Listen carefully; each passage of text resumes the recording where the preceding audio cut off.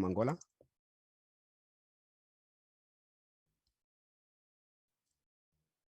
Anyone representing Botswana?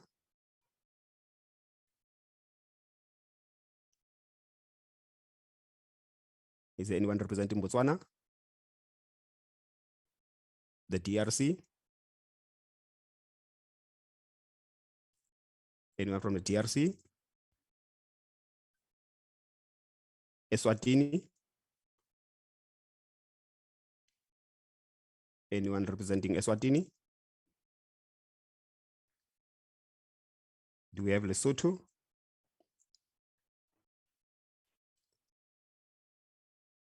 Anyone representing Lesotho? Anyone from Madagascar?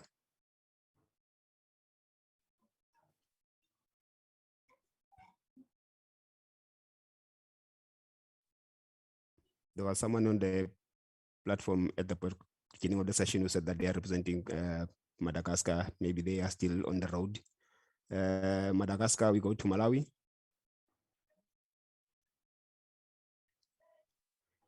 Anyone from Malawi?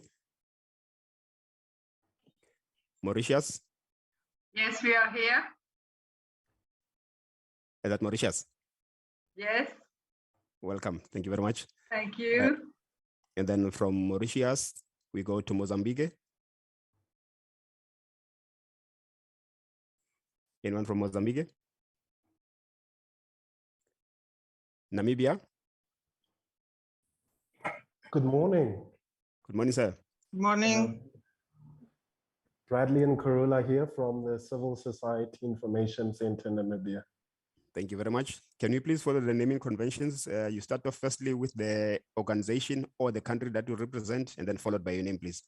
Okay, so Civil Society Information Center, it's inside the chat space there, and Bradley Chongarero and Miss Karula Engelbrecht. Thank you very much. I was saying when you name your gadget on the platform, so that we are able to identify you. You start off firstly with the civic society, and then you follow by your name, the name of the organization, and followed by your name. Thank you very much. Moving in from Namibia, we go to. Can I also just introduce myself? Yes, please. Yes, my name is Karula Engelbrecht, and I'm the coordinator of the Civil Society Information Center, Namibia. Thank you very much, Mefro Engelbrecht. And then from Namibia, we go to the Seychelles. Anyone representing the Seychelles? South Africa?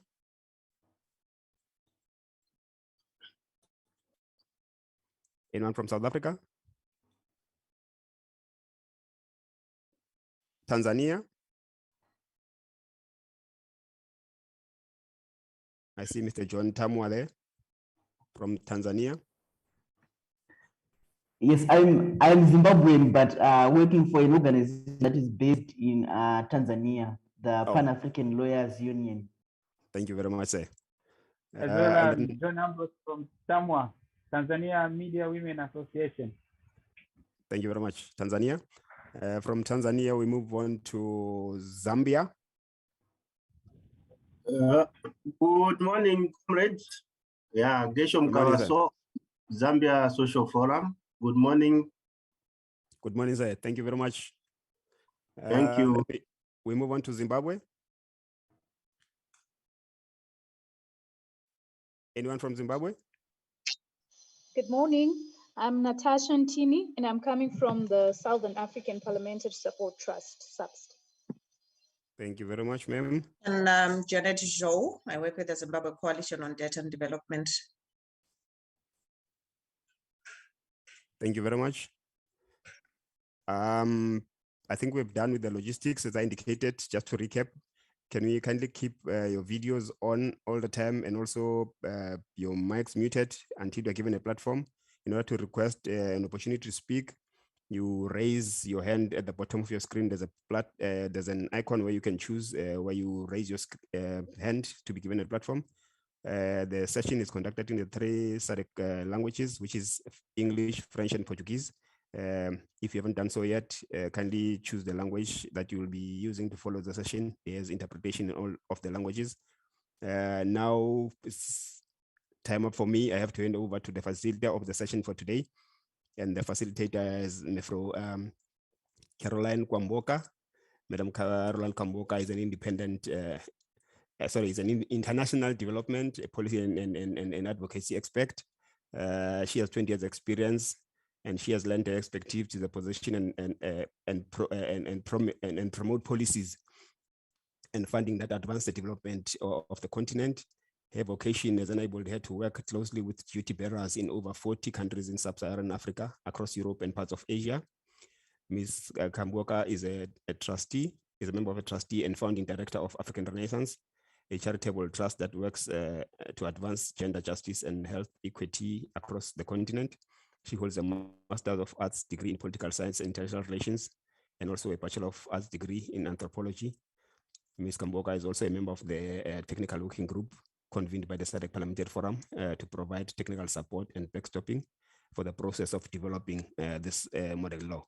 Madam Kwamboka, over to you, ma'am. Thank you very much.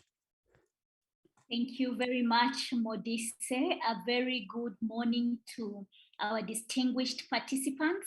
It's a great pleasure to welcome you to this session, to this consultative session. And today we will be going through reviewing and seeking your observations on the public financial management model law for SADC.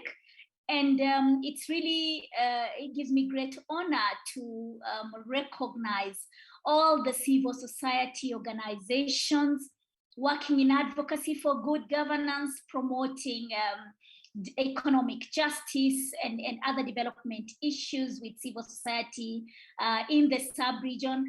We also welcome any members who may be coming from outside the SADC region. They're probably interested to follow this process. As you may be aware, it is quite a model and novel initiative that is led by the SADC Parliamentary Forum. At this juncture, now that you have introduced yourself, just as gentle reminder, in case you haven't posted your credentials on the chat box, feel free to do so. And I will be taking you through this session for the next couple of hours or so. And to start us off, we would like to take this opportunity to welcome Madam Boemo Sekoma. She is the Secretary General of the SADC Parliamentary Forum and has continued to provide great leadership in establishing and developing this model law on public financial management, as well as leading conversations with a multiplicity of stakeholders across the sub-region to make sure that everybody's voice is taken into consideration, and that at the end of the day, we have the best possible model law that will serve not only SADC, but also the rest of the continent on these matters. On behalf of the Public Financial Management Technical Working Group, I take this opportunity to welcome Madam Secretary General to the floor. Over to you, Madam SG. Good morning, bon dia, bonjour. Thank you, Madam Director of Ceremonies. Allow me to establish the protocol for the day.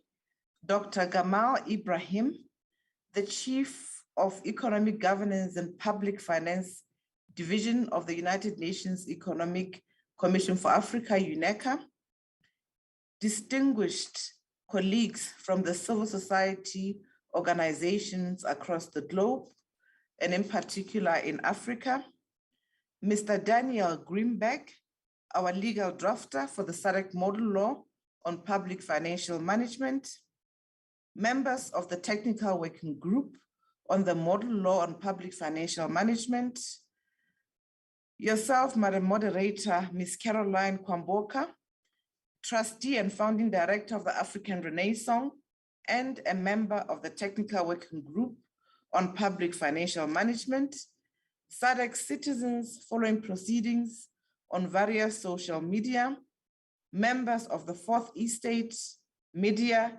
staff from national parliaments, and the SADC Parliamentary Forum, distinguished participants.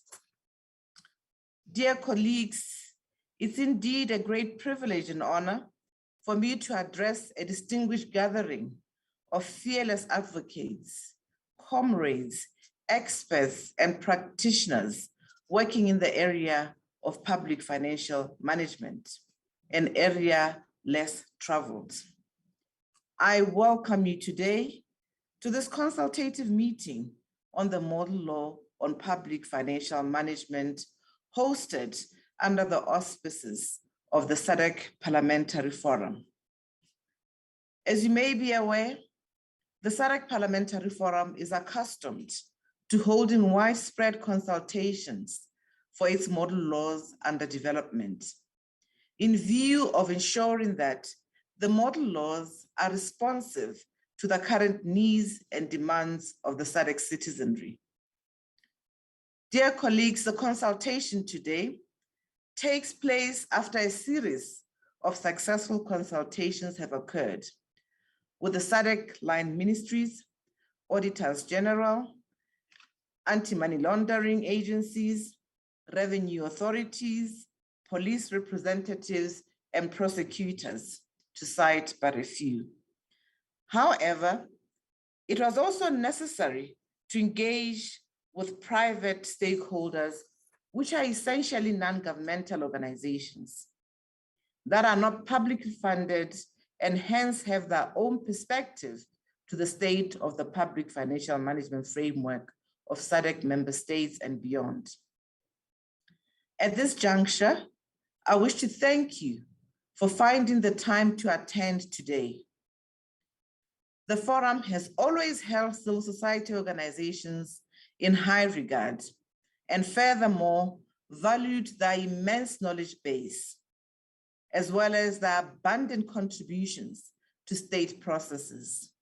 In fact, many of you today already form part of the SADC Parliamentary Forum's partnership framework, and we equally invite all civil society organizations today to collaborate with the forum beyond the ambit of this August meeting. Dear colleagues, allow me to underscore that the ongoing engagement with civil society organizations is necessary, since you are in touch with the grassroots realities and lived experiences and constantly evaluate national and regional policy on good governance and public financial management. You relentlessly work to promote good governance and thus ensure that public financial management is kept under the radar. The SADC Parliamentary Forum recognizes that you are smart players in the realm of public financial management and that you denounce corruption, fraud, and bribery on a routinely basis. You follow up governmental measures and actions which affect public financial management. Colleagues, your celerity in uncovering public financial management issues which are relevant to the public is also well known. In this regard, you are known to be guardians of truth and justice. Moreover, you engage with the press and ensure that public financial management is constantly kept under scrutiny of the media. Colleagues, you are also enablers of parliamentarians and feed them information for parliamentary questions, for debates in the House, or for public hearings and campaigns. Therefore, the public financial management landscape is thus incomplete without your diligent work and input. Colleagues, your contributions as civil society organizations to furnish reports to country evaluations relating to democracy and governance indices for Africa are notable contributions, which have ensured that the information garnered is balanced and show the progress made as well as challenges in an unbiased and fair manner. I'd also like to salute the commendable work performed by yourselves as civil society organizations who are involved in sensitization campaigns on public financial management. Some civil society organizations have conducted a tremendous effective work in ensuring that communities in SADC and beyond understand the budgeting process, the basics of corruption, and the public financial management processes of the state, a knowledge which would otherwise remain completely unknown and far from reach for the layman or laywoman. It is trite, colleagues, that sensitization campaigns on aspects of public financial management which pertain to the bribery of public officials and fraud are of paramount importance if we are one day to rid the region of such malpractices that are abhorrent to good governance. Today, we expect that as prominent civil society organizations of the region, you engage openly and frankly with the legal drafter and learned rapporteurs on the provisions of the public financial management model law, which are of interest to you. For instance, you may consider Part 5 on parliamentary control, which provides for avenues and possibilities for members of parliament to engage with a number of stakeholders during committee sittings, including civil society organizations. In addition, you may wish to consider the offenses section under Part 11, which deal with particular performance management offenses such as maladministration and financial irregularities, and discuss their appropriateness. In addition, you'll equally be interested in Part 4, which deal with the appropriation of funds by government through the budgeting process. Colleagues, Section 60 relating to the SDG budget statement and Section 61 on the international commitment statement will also assist you in holding the government accountable on commitments taken and treaties ratified. Indeed, for the first time, the budget document will need to be explicit about how budget lines are assisting to implement concretely the Sustainable Development Goals and other international commitments, such as those in gender-related treaties and covenants. Dear colleagues and distinguished participants, in terms of the way forward, I wish to mention that civil society organizations will be directly involved in the domestication process of the SADC model law on public financial management. Since civil society organizations as private stakeholders will be entrusted with a crucial role of providing shadow reports to the Regional Parliamentary Model Laws Oversight Committee, which is the dedicated forum organ to monitor domestication. In this respect, civil society organizations may be called upon to work together with other stakeholders such as prosecutors, anti-money laundering agencies, CFT agencies, to provide shadow reports on the observance of public financial management provisions contained in the model law. For civil society organizations who are interfacing for the first time with the forum, you are kindly requested to share your coordinates and your country of origin within SADC so that we may get in touch with domestication initiatives when same are operationalized through the Oversight Committee. Without a doubt, public financial management issues in Southern Africa will not be resolved in a fortnight. Consistent sensitization and advocacy will be required by civil society organizations to make the SADC region become a financial hub that is effervescent with robust public financial management system in each member states. Colleagues, civil society organizations will surely concur that without a strong public financial management framework, the prospect of good governance remains a dismissal. Absence of good governance will in turn lead to corruption, fraud, and abusive practices. There's thus a need to evaluate public financial management as a stepping stone with the aim to attain a true and functioning democracy, where citizens live in freedom and reap the resources of the state with fairness and merit.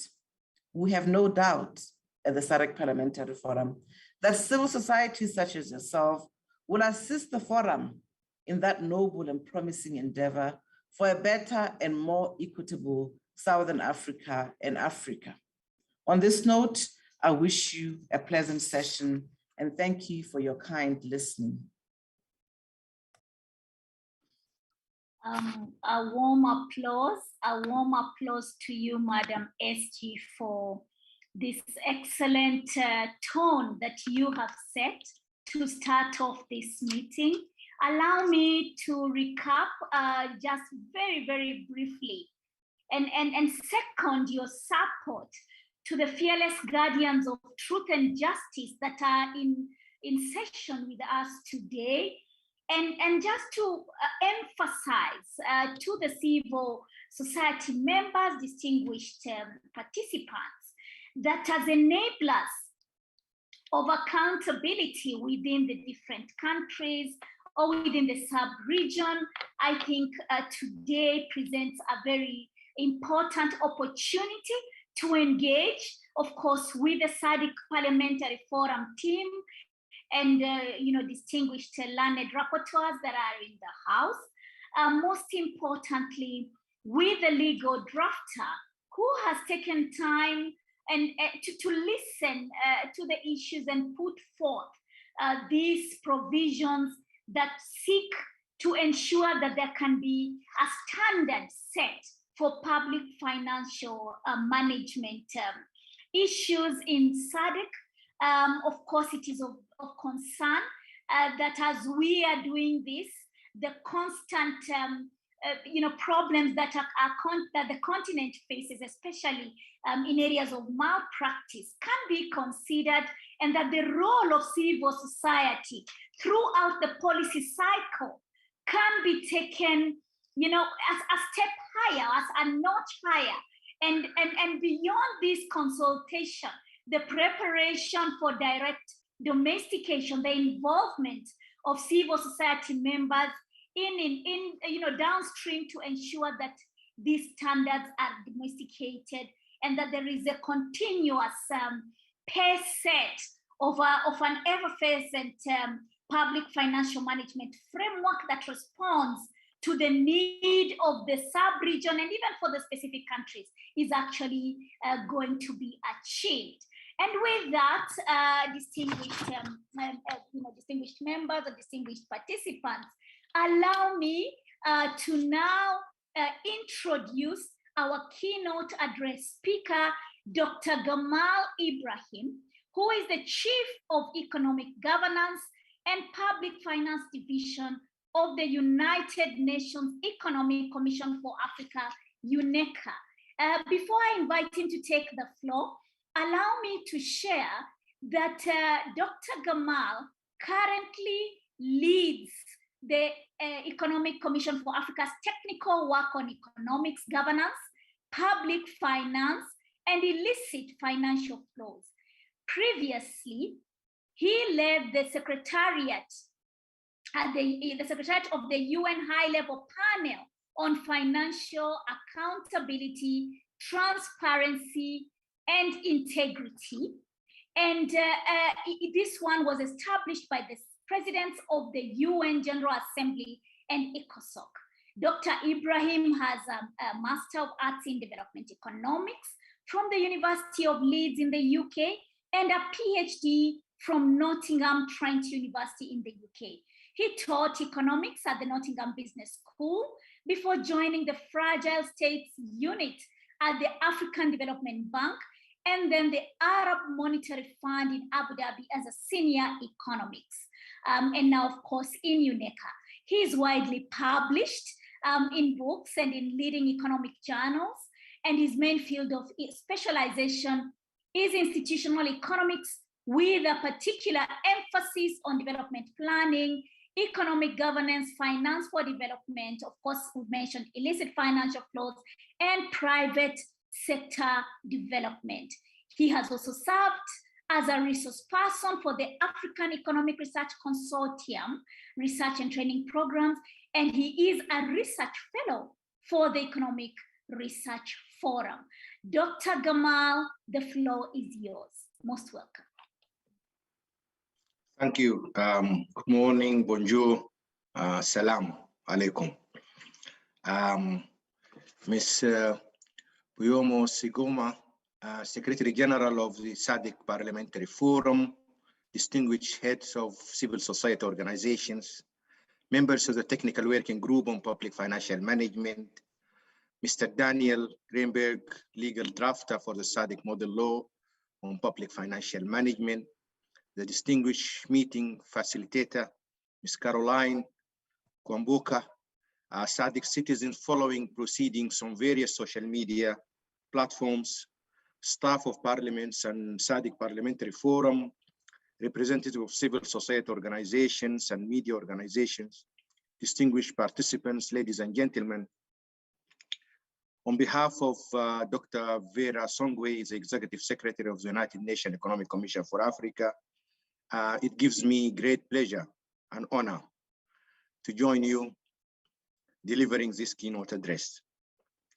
I thank the SADC Parliamentary Forum for extending this invitation to participate in this consultative meeting on the SADC Model Law on Public Financial Management, which seeks to discuss very important subject of public financial management at such a time as countries work towards recovery from an unprecedented pandemic and economic crisis.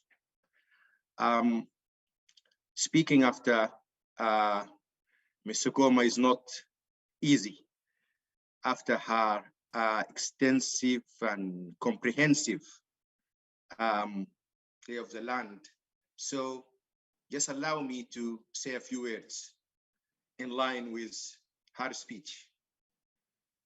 Allow me first to recognize the SADC Parliamentary Forum as a trailblazer in the development of model laws, with 4 similar standards already under its belt, namely on HIV and AIDS, eradicating child marriage, elections and gender-based violence. So the development of the SADC Model Law on Public Financial Management is specifically intended to ensure a robust financial accountability framework for the region, which adheres to the highest standards of good governance, integrity, and transparency.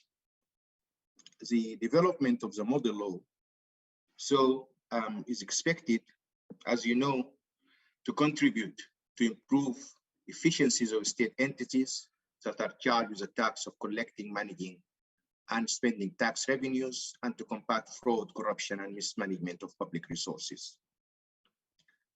This regional standard, I'm sure that you'll agree with me, will foster accountability, transparency, independence, and modernity.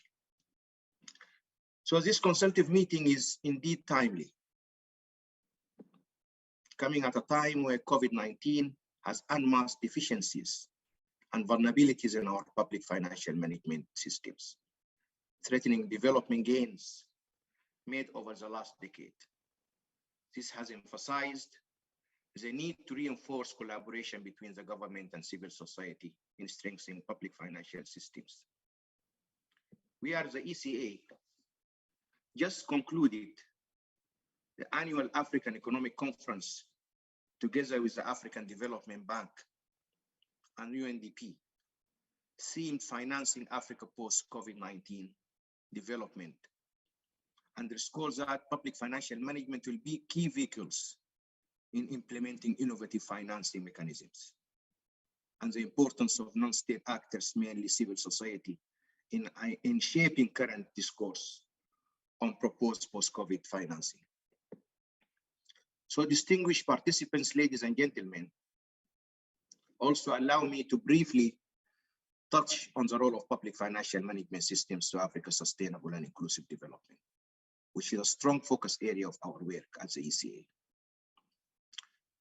Public financial management is an important tool, we think, for domestic resource mobilization, a major focus of our work, and driven by global and regional development agendas. Specifically, the 2015 Addis Ababa Action Agenda, Agenda 2030 for Sustainable Development, and the African Union's Agenda 2063.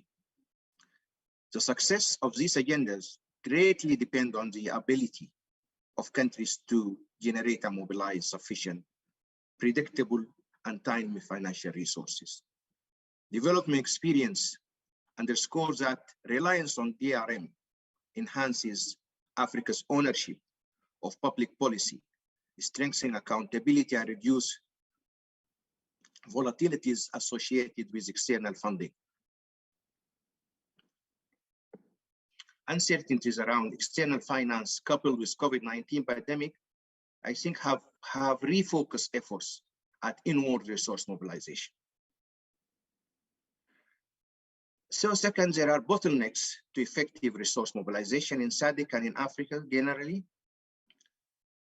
So I would like to highlight the challenges of corruption and illicit financial flows, which are examples of such leakages, which if not persistently addressed, will continue to undermine the achievements of development gains and outcomes, shortchanging aspiration for the inclusive development of Africa. While there are improvements in specific countries, we recognize that Africa generally remains prone to countries whose levels of corruption remains rampant.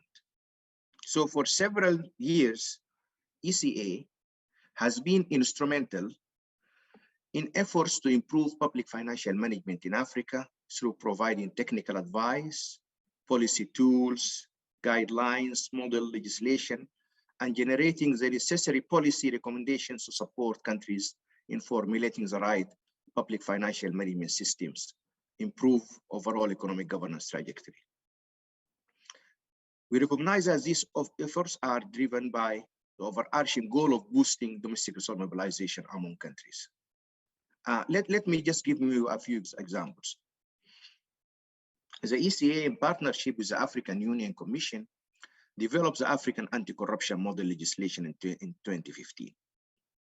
In 2011, ECA, in collaboration with the African Union Advisory Board on Corruption, rolled out a 5-year regional anti-corruption program to scale up the fight against corruption. Also, our biennial flagship publication, the Economic Governance Report, it was initially African Governance Report, has shaped discussions and policy reforms aimed at not only stemming corruption, but improving public financial management and overall economic governance. But despite these efforts, public financial systems remain underpinned by the phenomenon of illicit financial flows, mostly at upstream end of resource mobilization. IFF facilitates the misuse of the public finances and erode public spending efficiency through loopholes in public procurement and contracting motivated by anonymous company ownership and unprecedented financial and undeclared financial accounts. The African Union ECA high-level panel on illicit financial flows from Africa, led by former President of South Africa, Thabo Mbeki, found a staggering 1 trillion flows illegally out of developing countries annually, and over 50 billion leaving the continent annually due to crime, corruption, and tax evasion and tax avoidance, close to 10 times the amount of foreign aid flowing into these same economies. I mean, this 10 times globally, and it's about twice the aid which was going to Africa. Distinguished participants, ladies and gentlemen, so combating illicit financial flows from Africa requires a whole of government, but I say indeed a whole of society approach. We work very closely with a myriad of partners, including civil society organizations, through the Consortium on Illicit Financial Flows in Africa, to raise awareness of this problem and build capacity of member states in curbing it. As of now, we are implementing a project to build capacity of 12 countries in generating their own statistics or estimation of illicit financial flows. Almost half of these countries are in the SADC region. We work with Angola, with Mozambique, Namibia, South Africa, and Zambia. The outcome will help to inform necessary policy response. We highly commend the interest in the region and call on more countries in our next project phase. So let me touch now on the tools for strengthening public financial management, which we rolled out, which is the Integrated National Financing Framework, which is an approach or a framework for financing national development priorities and the SDGs at the national level by integrating national priorities, i.e. development plans, with financing from different sources, identify and address incoherencies and exploit unused opportunities. INFF tries to close the gap between planning and finance by bringing various stakeholders together and applying a whole of government approach. A total of 34 countries across the continents are operationalizing INFFs with support from civil society. Although civil society is a relatively new actor in public budgeting, evidence that civil society is having a positive impact on budget decision-making and implementation is beginning to emerge. Let me give you an example of South Africa. As you know, that the Institute for Democracy played a substantial role in strengthening the new Financial Management Act by insisting on the provisions requiring direct departmental responsibilities for overspending. So as I'm closing, distinguished participants, ladies and gentlemen, it is imperative, I think, that the SADC Parliamentary Forum has found it fit to specifically engage CSOs during this consultative process on the SADC model law on public financial management. This is in recognition of the fact that civil societies have come into their own in terms of public financial management, and they do have a lot to offer. In this regard, I have every confidence that the contribution of the CSOs represented here today towards the process of developing the model law on public financial management will be invaluable. I accordingly call upon all participants to fully interact with the resource person, who is a legal drafter, in order to seek clarity and improve the provisions of contained in the draft SADC model law on public financial management. It's my hope that this engagement will contribute to making the draft model law responsive to emerging financial challenges in the SADC region. It is now my singular honor and privilege to wish you all a successful meeting and fruitful deliberations today. And thank you. Thank you very much. Thank you very much, Dr. Gamal. I think you can hear or see the warm applause coming from the distinguished participants because you have added even more strength to what is going to be deliberated on today. I think it's you know, I wouldn't go to the next session without mentioning some key things. One, SADC and SADC Parliamentary Forum being a trailblazer in model laws. I think this we really recognize and appreciate, and that's why today's deliberations, as much as they are SADC focused, really do have an impact across the continent, and I'm sure there are members watching from other sub-regions, learning and looking forward to replicating some of these best practices. The very excellent submission you have made on the recent updates, the annual economic conference, that has just taken place, that is really looking at innovative financing mechanisms post-COVID. I think this is very important that you have emphasized the importance of public finance, financial management mechanisms as one of the things that we need to look at in innovating.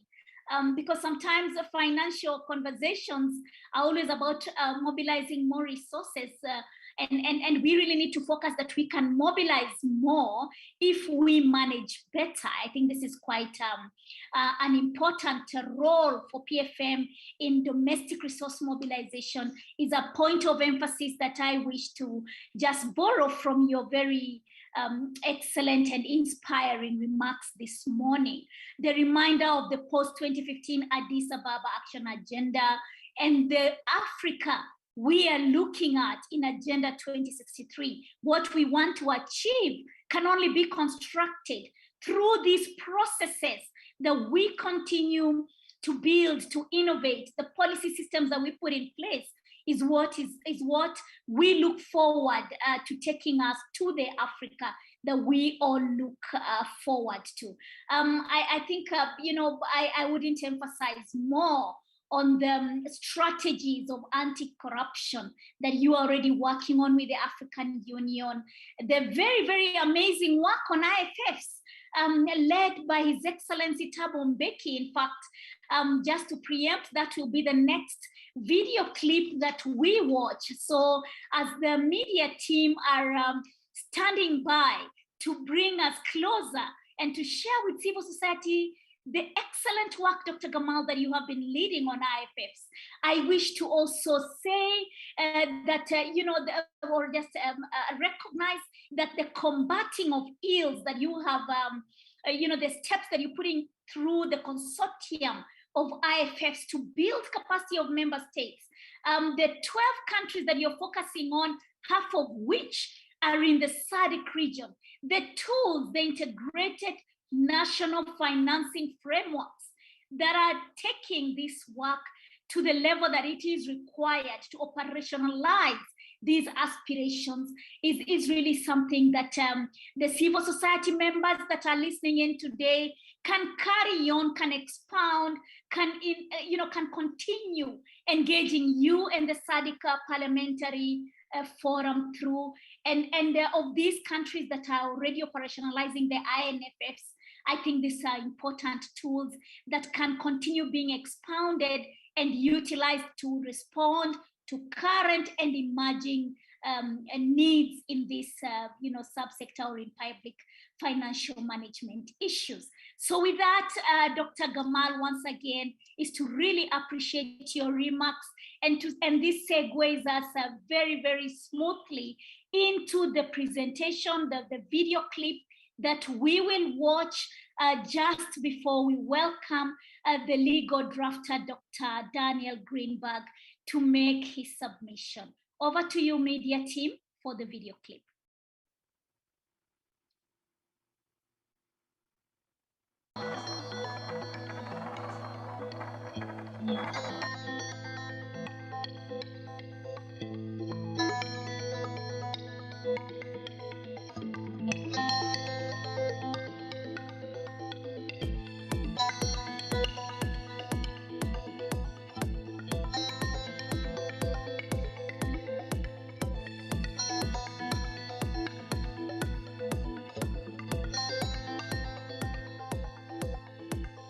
This is not about a campaign against multinationals just blankly. We would like to see clean businesses who come here, pay their taxes when they work with us. The idea of reporting all their profit in a small headquarters where there are only 2 or 3 people working there and overlooking the entire operation, which is 60-70% of it is happening in this continent, we would like that to stop. Curtail abusive transfer pricing, for example, trade misinvoicing, for example. There's a lot of work that remains to be done. We must indeed achieve the objective of stopping the bleeding, of retaining these resources on the continent, which are illicitly flowing out of the continent. These scenes are not so dissimilar to one that happens every day across the African continent. A businessman goes into a bank and makes a transfer of funds to an offshore company. Little questions are asked and millions are funneled out of the country electronically in a matter of minutes to a territory where little or no tax is accrued. This scenario is also surprisingly legal. A senior government minister collaborates with a mineral company executive to stash money and profits earned illegally in a foreign bank. A woman gives $5,000 to a man in the hopes to get her whole family across the border illegally. This is a human trafficker. He deposits the money in an overseas bank where it is cleaned and legitimized. All these are examples of illicit financial flows, or IFFs. Money leaving the continent, being funneled into international, global, already developed capitals and depriving African national economies of vital liquidity and resources. The campaign to stem IFFs, or previously termed capital flight, is by no means a new phenomenon and has recently received a boost by the revelation of the Panama Papers, an unprecedented leak of over 11 million files detailing wealthy individuals and numerous multinationals exploiting secretive offshore tax regimes has elevated the issues of illicit flows to the forefront of the global agenda and media scrutiny. The establishment of the high-level panel represented a watershed and new strategy to combat the illicit flows. All started on a Sunday in Malawi. We were preparing for the opening of the African Ministers of Finance, Planning and Economic Development Conference in 2010. The room was full. We were really surprised with the response. And those who attended, they said, no, this has to go to the ministerial proper the following day. And we had a 2 hours discussion on it. And African Ministers of Finance, in their wisdom, they said, no, this is a development issue that is too important for the continent. We cannot allow this continent, the poor part of the world, to subsidize the rich part. I sometimes refer to it as being like a hydra with many heads. And a strange hydra, when you cut some heads, by the time you get to the 7th head, the first one has regrown. It's so dynamic, it keeps on changing shape and form. So we have to be resolved to the fact that we will always be chasing, finding out new ways of illicit financial flow and trying to deal with them. That's the first thing. GFI analyzes illicit financial flows, not only out of Africa, but out of other parts of the world as well. We did a study of illicit money going out of Africa. We were asked by UNECA to come and discuss it. We did so. This is going back 5 or 6 years now. UNECA was frankly fascinated with our analysis that the commercial component of illicit financial flows is bigger than the corrupt component of illicit financial flows, because quite honestly the media had been for years enjoying its criticism of Africa for the amount of corrupt money that is going out. So we came along and said, yes, corruption's a problem, but the biggest part of this is commercial. According to GFI, these are the 3 clear definitions of IFF as seen before earlier: corruption, criminal, and the commercial aspect.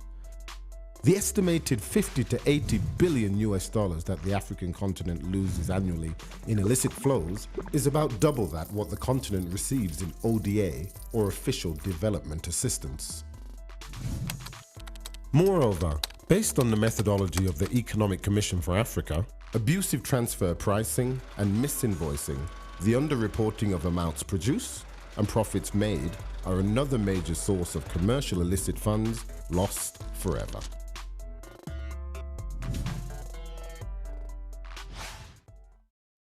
When we then presented our report to the African heads of state and government, they adopted the report in full, adopted the recommendations that we had made, and then decided as African heads of state and government to follow up on the implementation of what had been the recommendations, which had then been adopted as decisions of the AU summit.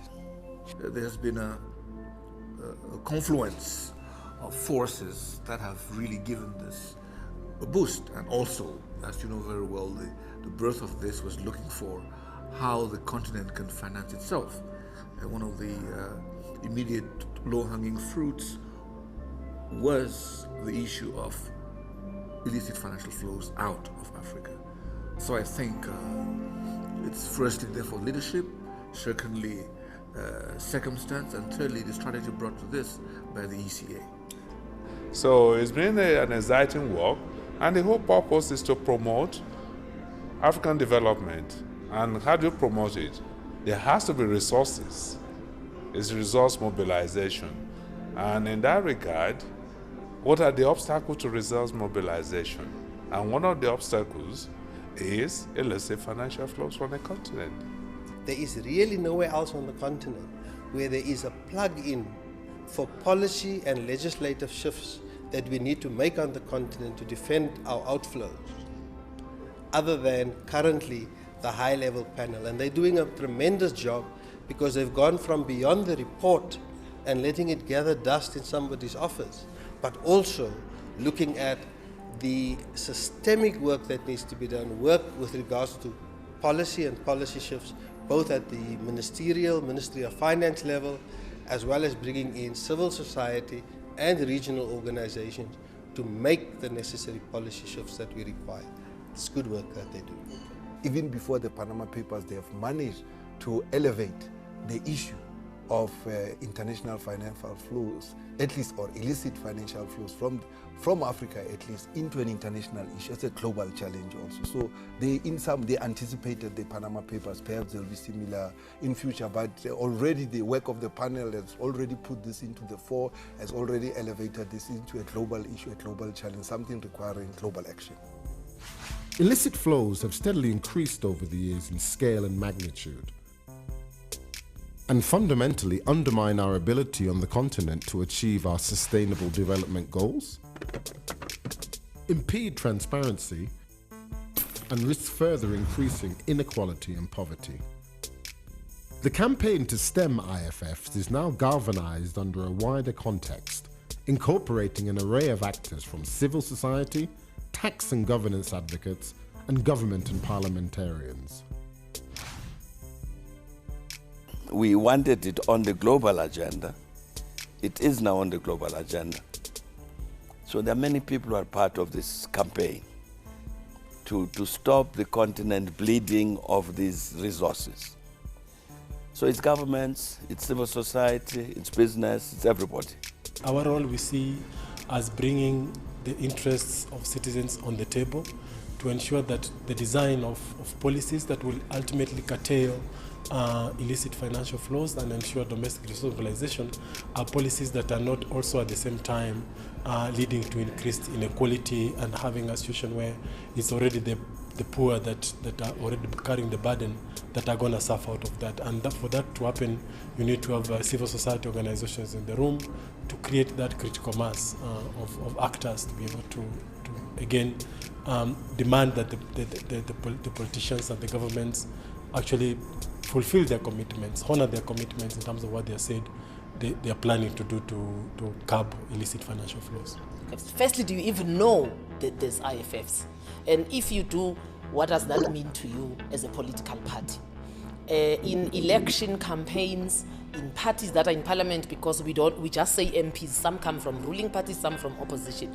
Those that are in ruling parties, how are you influencing your own ruling party in terms of IFF? But more so, because parliamentarians get a budget for constituencies, are you taking this as an issue at constituency level, where you are saying in terms of mobilization, how do I take this message and explain it to an ordinary African? I mean, Panama Papers came for Africa, we say they came, they are gone. For most African communities, it has meant nothing. People don't even know what that is. So we are saying at APNIFT, it is your role as an MP to take this message to that lower level, because these are the people that vote and keep governments afloat. If they are not empowered to know what is going on, they are never going to hold governments accountable. Accountability is also in need of another key building block to fight illicit flows: capacity. Capacity building of appropriate institutions across the continent is key to improving skills and enforcing financial retention.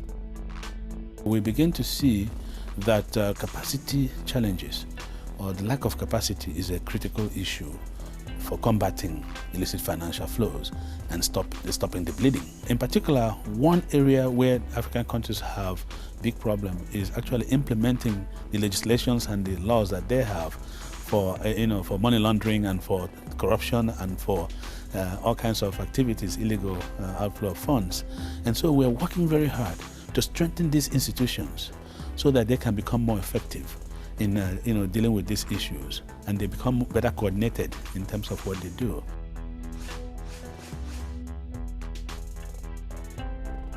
A clear metric on the success of tracking illicit flows is also its subsequent retrieval. Headway has now been made in a number of countries, generating repatriation of funds and the curtailment of aggressive tax avoidance regimes. But we need even improvements to track it better. Better accounting and international accounting standards, better capacity with customs officials, better capacity in drawing agreements and other things. I mean, even just identifying or tracking will take some effort. Uganda recently won an international court case against a British oil company, and as a result of that case, gathered $423 million in income that they would have lost did they not have a capital gains tax policy and law in Uganda. Many African countries do not have that. And because Uganda had that law, they were able to go to international arbitration, win the case, and now have that income. The cumulative effect of strengthening financial architecture, challenging banking secrecy, and reforming common tax orthodoxy reduces outflows and critically increases income on the continent. As the fight to stem illicit flows continues, the policy and legislative shifts being implemented by the panel will inevitably need to adapt to future innovative and more clandestine methods of outflows, preempting a drive to shift not only the legal structures, but also an overall moral offensive on IFFs and their consequences. You know for a fact that basically everybody in the world is going to disapprove. It might be legal, but if it's immoral, and people understand what that immorality means in practical terms. But secondly, I think there's much greater commitment among governments throughout the world that where legislation doesn't exist, it must be passed. Where it exists, it must be enforced. That you need all of these agreements and benchmarks, standards and all that to ensure that you have both you can have moral motivation, please act correctly, but you must also have the law on your side to say those who don't act correctly, then the law can act against them. So that you see even the definition of what's illicit in terms of the law, as people understand the loopholes and so on, and the impact, the negative impact of these illicit flows in terms of the quality of the lives of many, many people.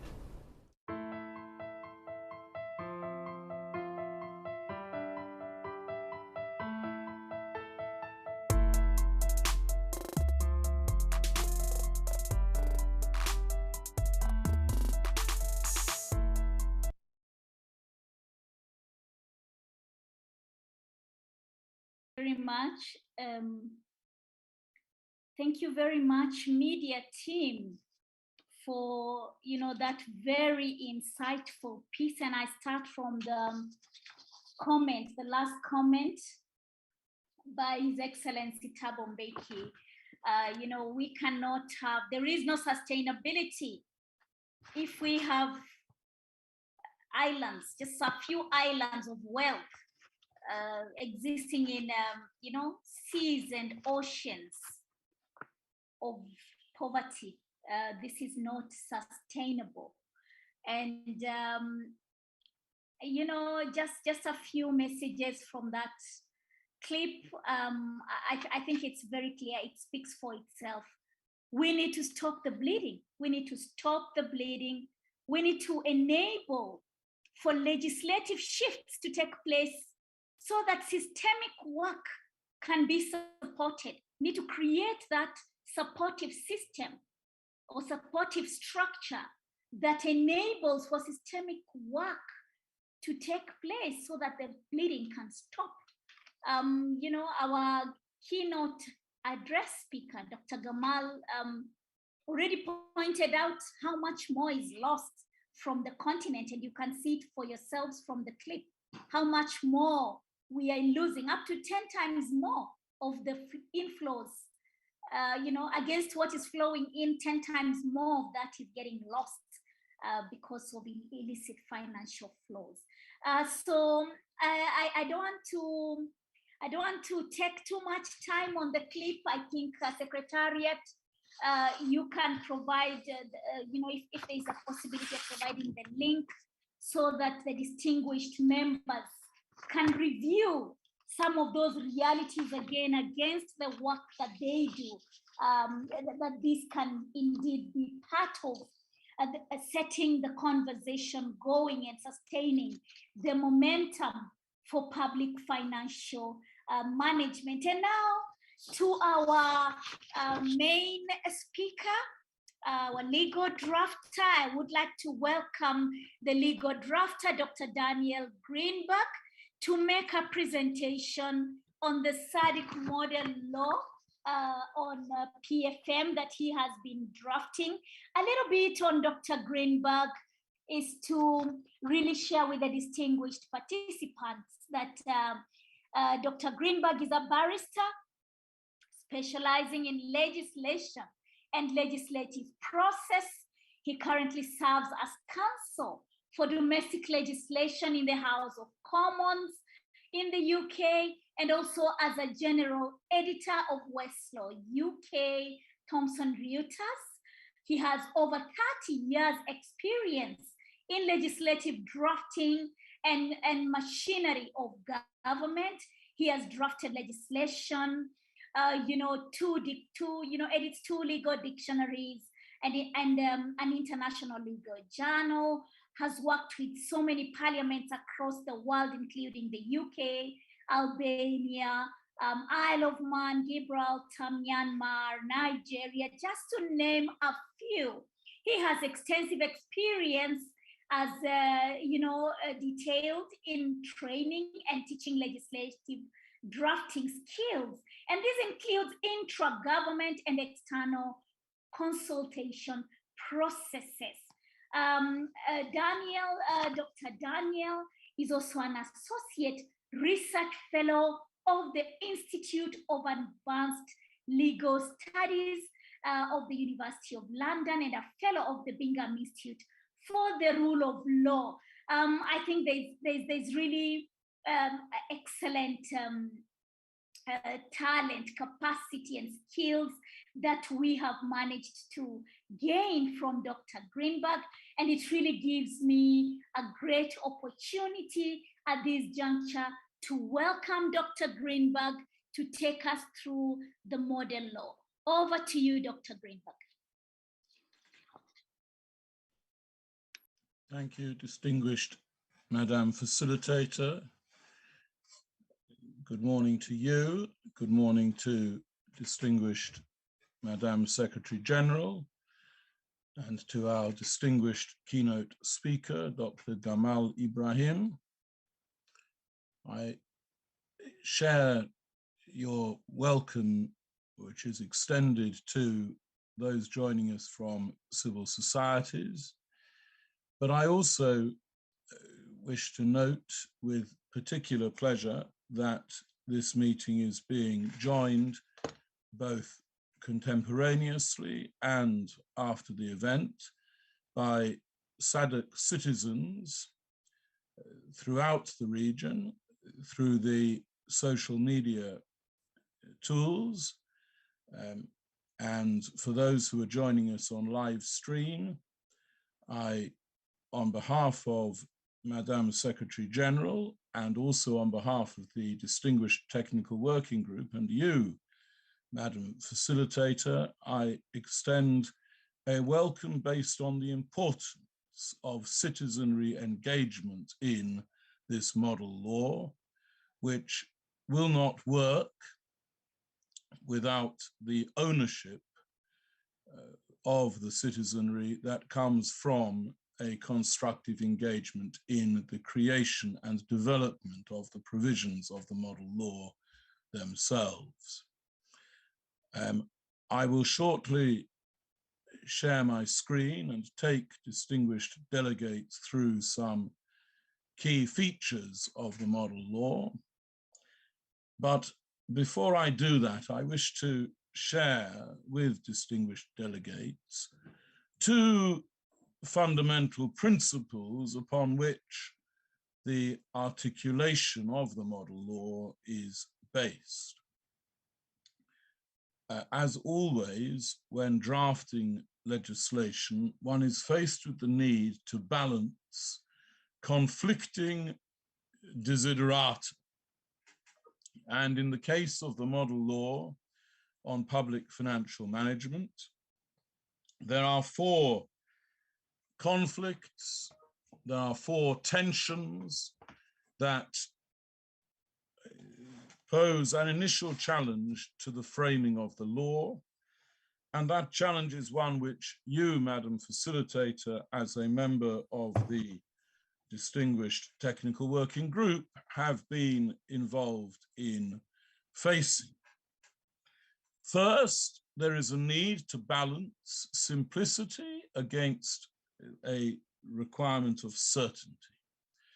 This model law must be simple if it is to be understood by those at whom it is addressed. It must resonate with a clear and simple series of messages that can be appreciated and operated by all. And yet, it is dealing with a highly technical area, an area of professional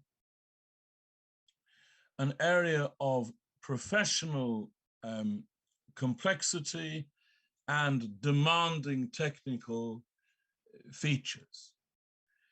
And the law must provide certainty in relation to the technical issues surrounding public financial management. And that has to be balanced with the need to provide a simple construct that everybody can follow. Following directly from that comes the need to balance accessibility with accuracy. This morning's consultative forum is really all about accessibility because distinguished delegates hail from the civil society constructs which are designed to ensure that the legislation on public financial management is entrenched within society as a whole and is accessible to society as a whole. So we have tried to use language which is accessible, a plain language approach that enables the engagement and ownership to which I alluded a moment ago, but coupled with, again, a high level of accuracy reflecting the technical detail of the highly technical subject with which this model law deals. I have no doubt, Madam Facilitator, that many of those present today were involved in the consultation on the SADC model law in relation to child exploitation in the field of marriage. And that law posed a huge number of its own challenges, a huge number of different societal, political, and social issues. But it did have the one advantage that it was dealing with a subject which is very easy to understand in real world terms. There's nothing difficult about the concept of exploitation or understanding the wickedness that underpins it. But here, much of the devil in financial management lies in the detail of the legislation that surrounds it.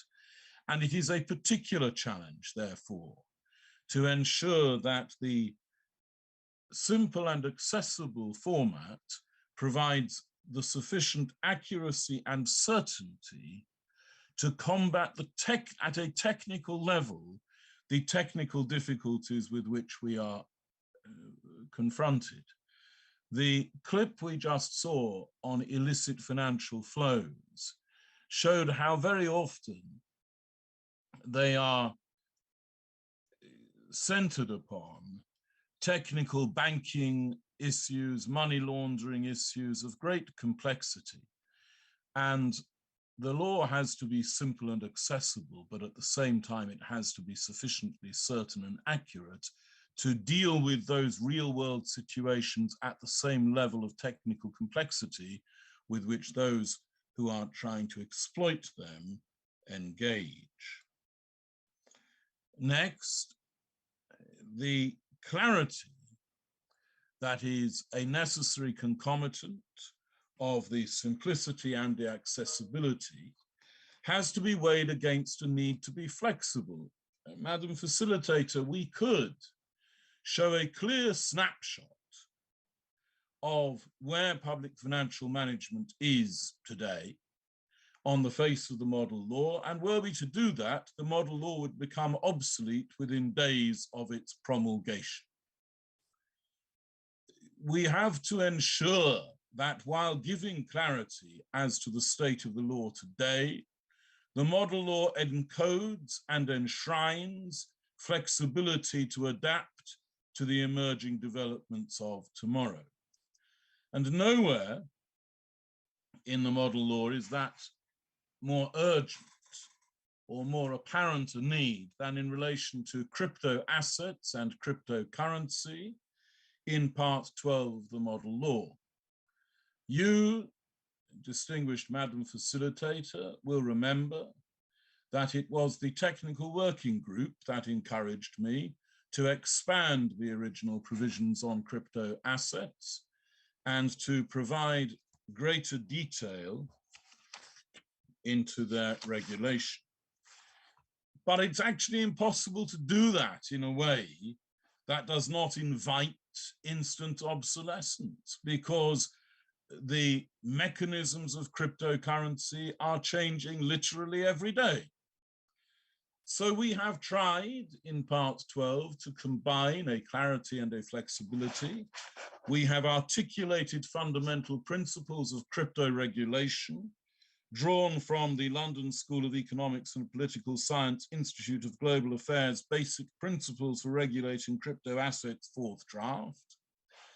But we have tempered those articulated principles with a flexibility that is designed to enable us to reflect the changing developments that we expect week by week, never mind month by month or year by year, in relation to that enormously complicated issue that risks infecting financial misuse, financial misconduct, and indeed financial crime in every area of public financial management. Finally, the principles-based approach has to be matched by an enforceability. As we heard on the clip we just saw, a public financial management system does have to begin by exhorting and appealing to the moral responsibility of state actors. But as we saw in that clip, those actors need to know that if they fail to accept the challenge of that responsibility, there is an enforceable mechanism of sanctions, both criminal and others, that will provide an effective deterrent against misconduct, but also an effective driver towards the acceptance of the responsibility within the model law. My second preliminary observation is this. The SADC region model law, promulgated by the Parliamentary Forum, has to reflect the constitutional unique realities of each member state of the SADC itself. And there is a significant variation as to the amount of detail that is incorporated in the constitution and other legislative mechanisms of each SADC state. And the model law therefore needs to permit contextualization in the course of the domestication of the model law within each state. Distinguished delegates will therefore find footnotes in a number of places in the model law that expressly refer to the need for contextualization as part of the domestication process to avoid overlap with the Constitution or other legislative frameworks and to ensure compatibility and to avoid inconsistency.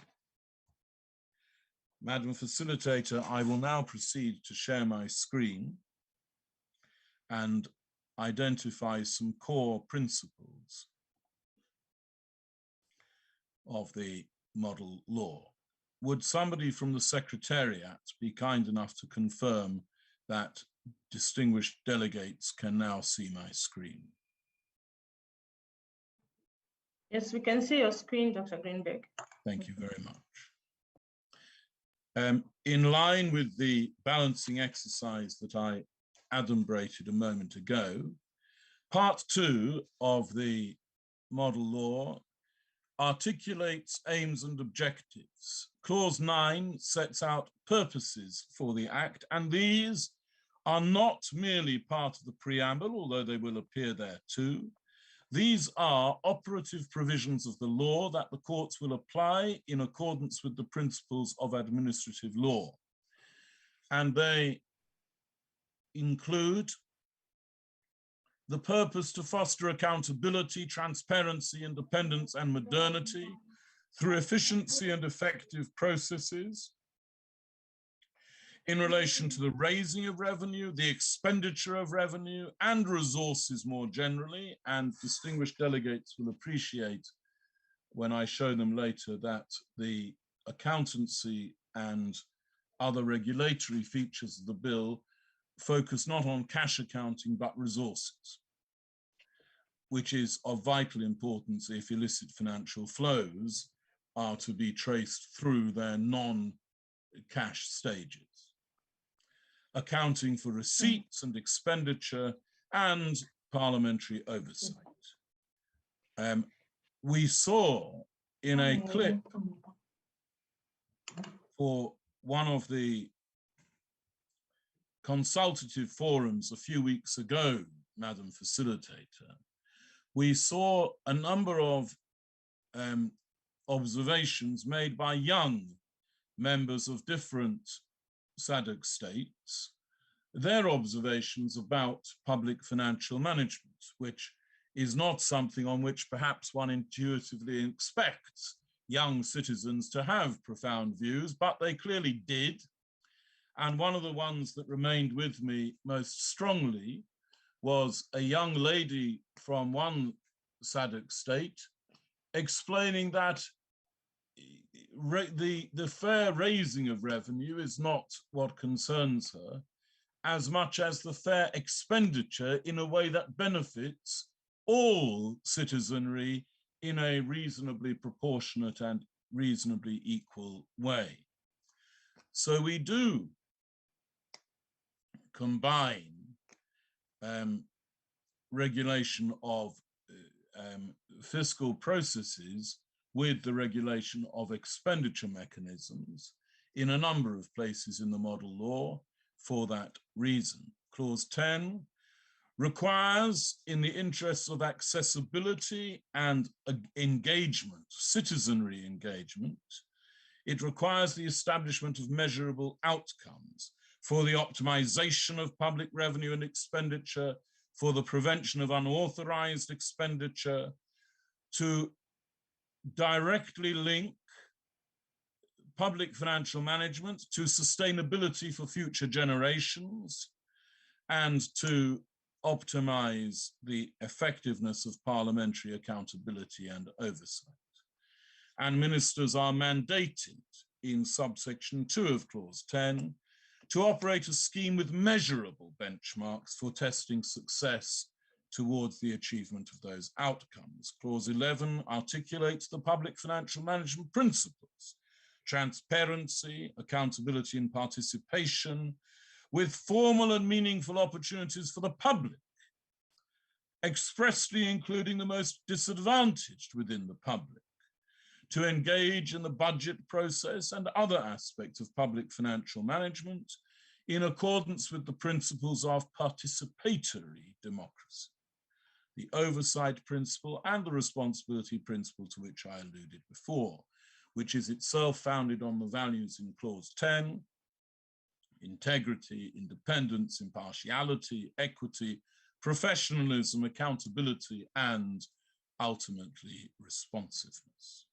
Clause 13 alludes to the constitutional contextualization to which I referred a moment ago. Part 3 of the model law identifies the primary authorities responsible for its enforcement and operation: the finance minister, the finance secretary as head of the permanent financial civil service, their powers for inspection, the details of the functions of the finance ministry, the details of the functions of individual accounting officers within units of public bodies and their functions, and it alerts the reader to the later discussion of the Auditor General. Part 4 deals with the establishment of public funds, including the consolidated fund, but also including more specialized funds, the retention accounts, the trading accounts, and the debt servicing accounts. And at an earlier stage of the consultative forums, we were asked to look at including more about special funds, and we will do that thing. Part 5 deals with the supply and appropriation process in a form with which delegates will be familiar. Part 6 deals with parliamentary control based on a parliamentary engagement principle. And that engagement principle is, of course, Madam Facilitator, of course it is not prescriptive of what processes individual SADC state parliaments and legislatures should operate. That is very much a matter for each implementing state to decide, but it does refer to the entire range of opportunities in accordance with the standing orders and other arrangements of each parliament. The Auditor General's status and functions are then set out, and the status, the independence of the status is stressed, as are the functions for review, along with the functions of the National Audit Office and the reporting and audit responsibilities. Moving then to the Public Accounts Committee in each parliament, established to provide that oversight, again, subject to contextualization within each jurisdiction. Clause 47 speaks to the civil society regime in particular by requiring the Public Accounts Committee to maintain a complaints portal for the public to use for complaints in relation to public financial management. And that provision is inextricably linked with clause 45, which requires public whistleblowing protection, without which effective internal control of public financial management is impossible.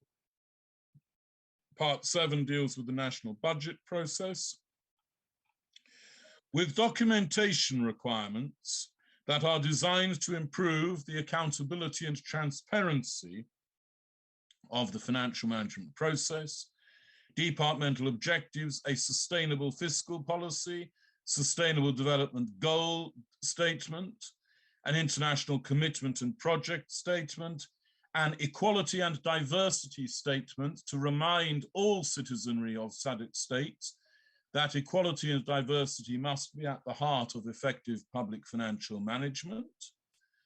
Past year and future implication statements and multi-year budget projections, and a public debt statement, to which I will return in one moment. Combining clarity and flexibility, provision is made for adjustment budgets, for in-year budget reports, for delays, for virements, for withholding, and for unauthorized expenditure. We have to permit the flexibility to react to emerging real-world events, but we have to avoid that flexibility resulting in a complete lack of control.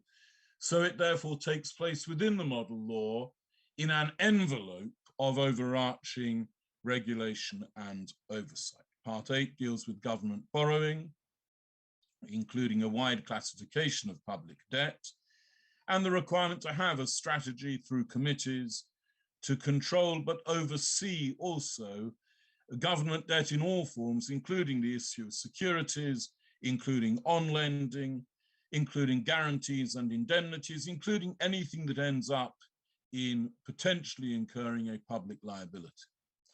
And the public debt statement, to which I said I would return as part of the budget process, is required to have specific streams of information and to have attached to it a public debt schedule.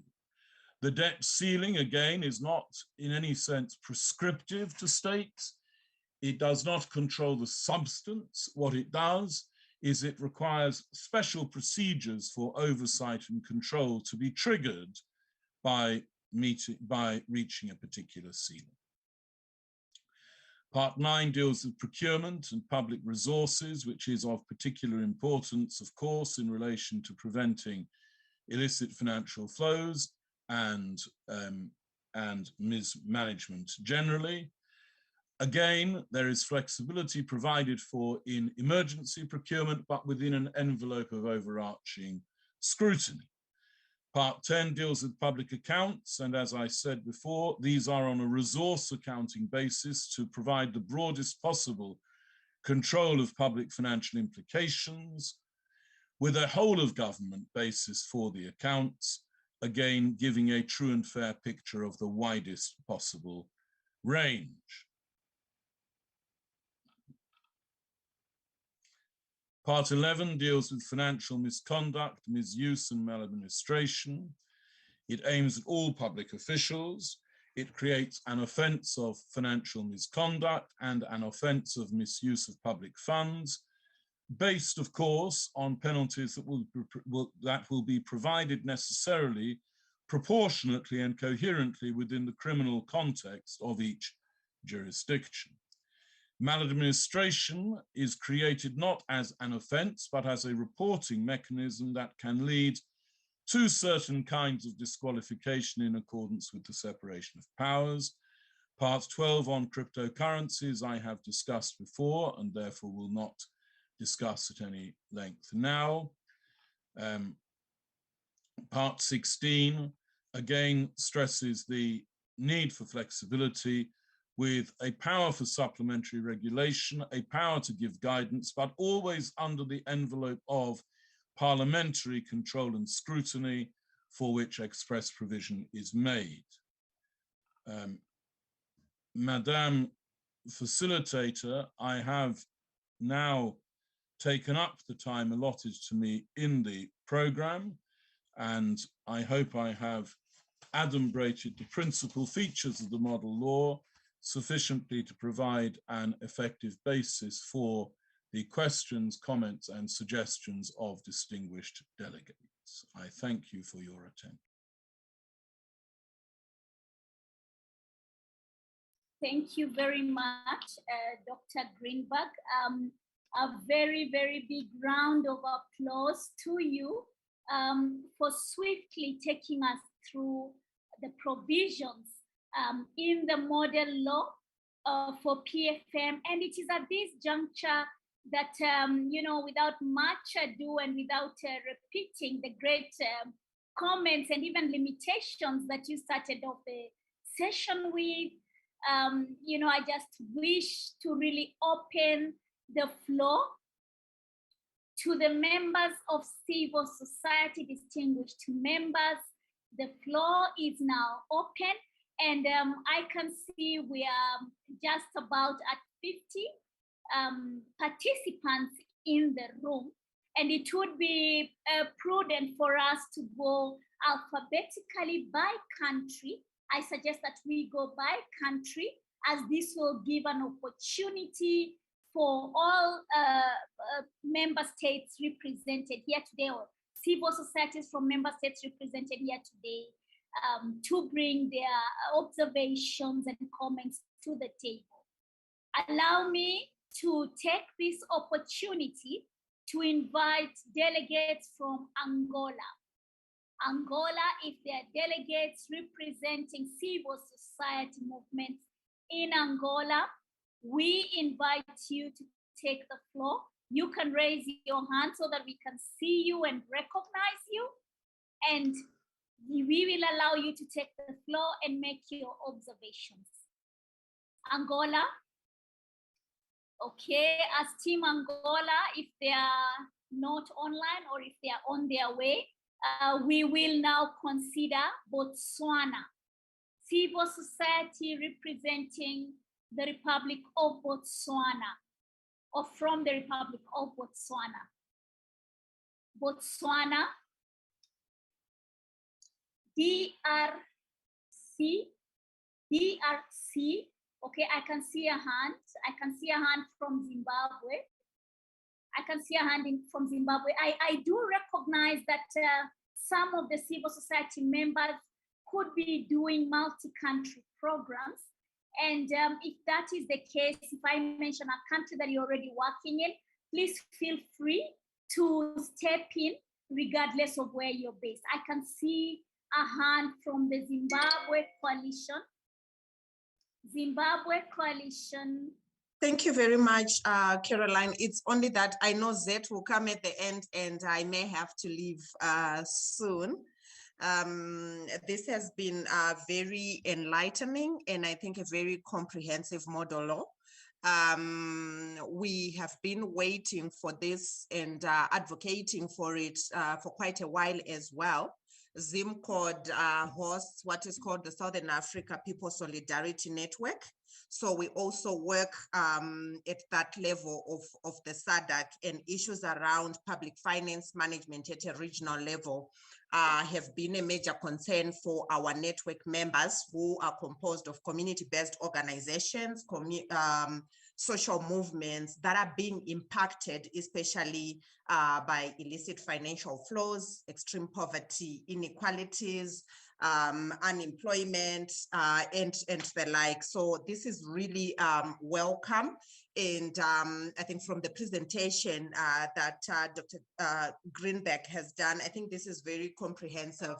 And we are looking at, we know that many times we do laws, protocols in treaties at the SADC level, but when it comes to national implementation, that is where we have really major challenges.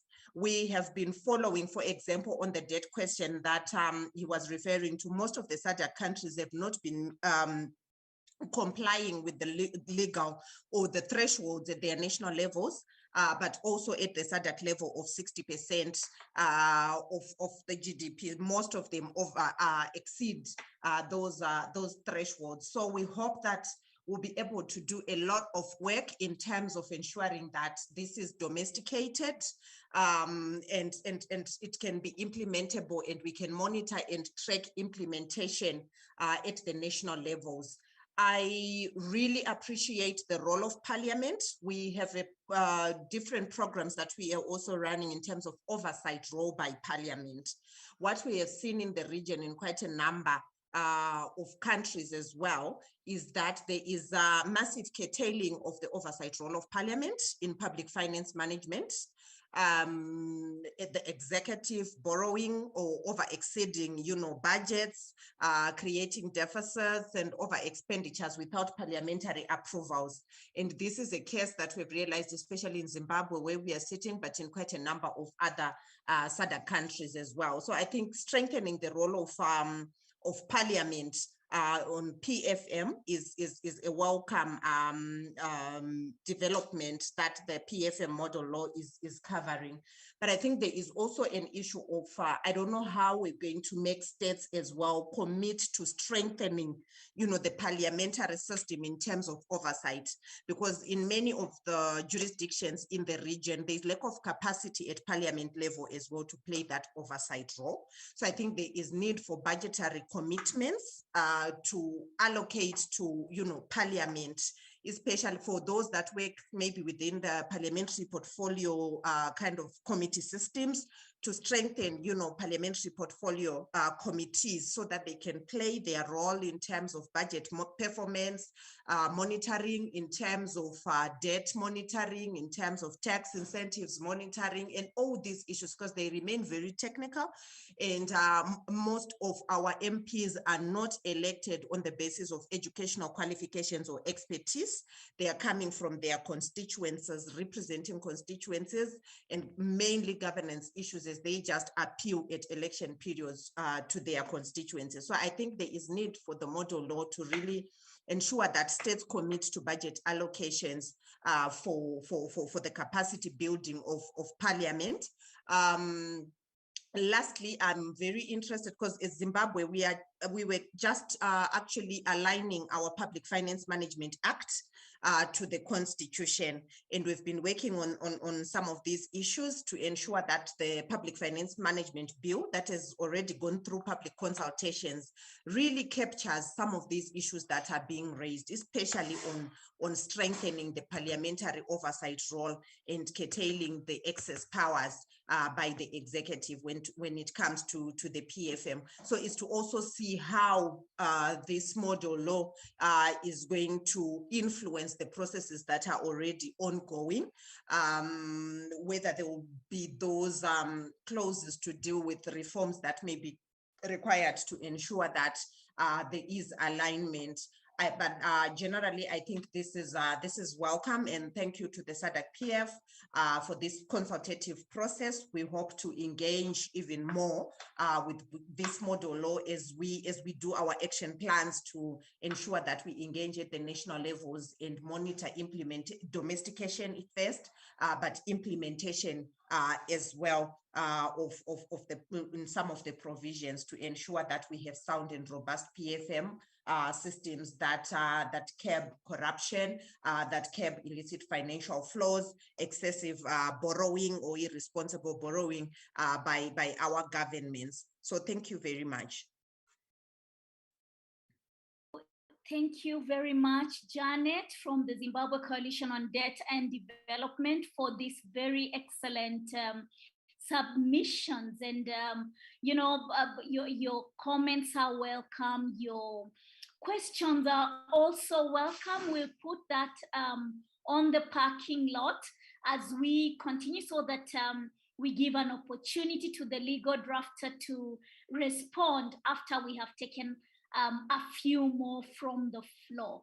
I think a very important point you've raised, one on enabling domestication, building the capacity of oversight so that parliamentarians are able to step up to their role. Then there is the issue of how this model law comes to influence ongoing processes and the possibility of reform clauses that can enable, the smooth entry of these provisions into, other ongoing work at national level. Thank you very much, Janet. And, before I give up the floor to Dr. Greenback, I will take a few more comments. Please allow me to invite Eswatini. Eswatini, if we have civil society members from Eswatini, we invite you to take the floor. Eswatini, Lesotho, Madagascar. Members, any member from Madagascar who would like to take the floor? Madagascar, Malawi. Members from Malawi. Welcome. Can you hear me? Can you hear me?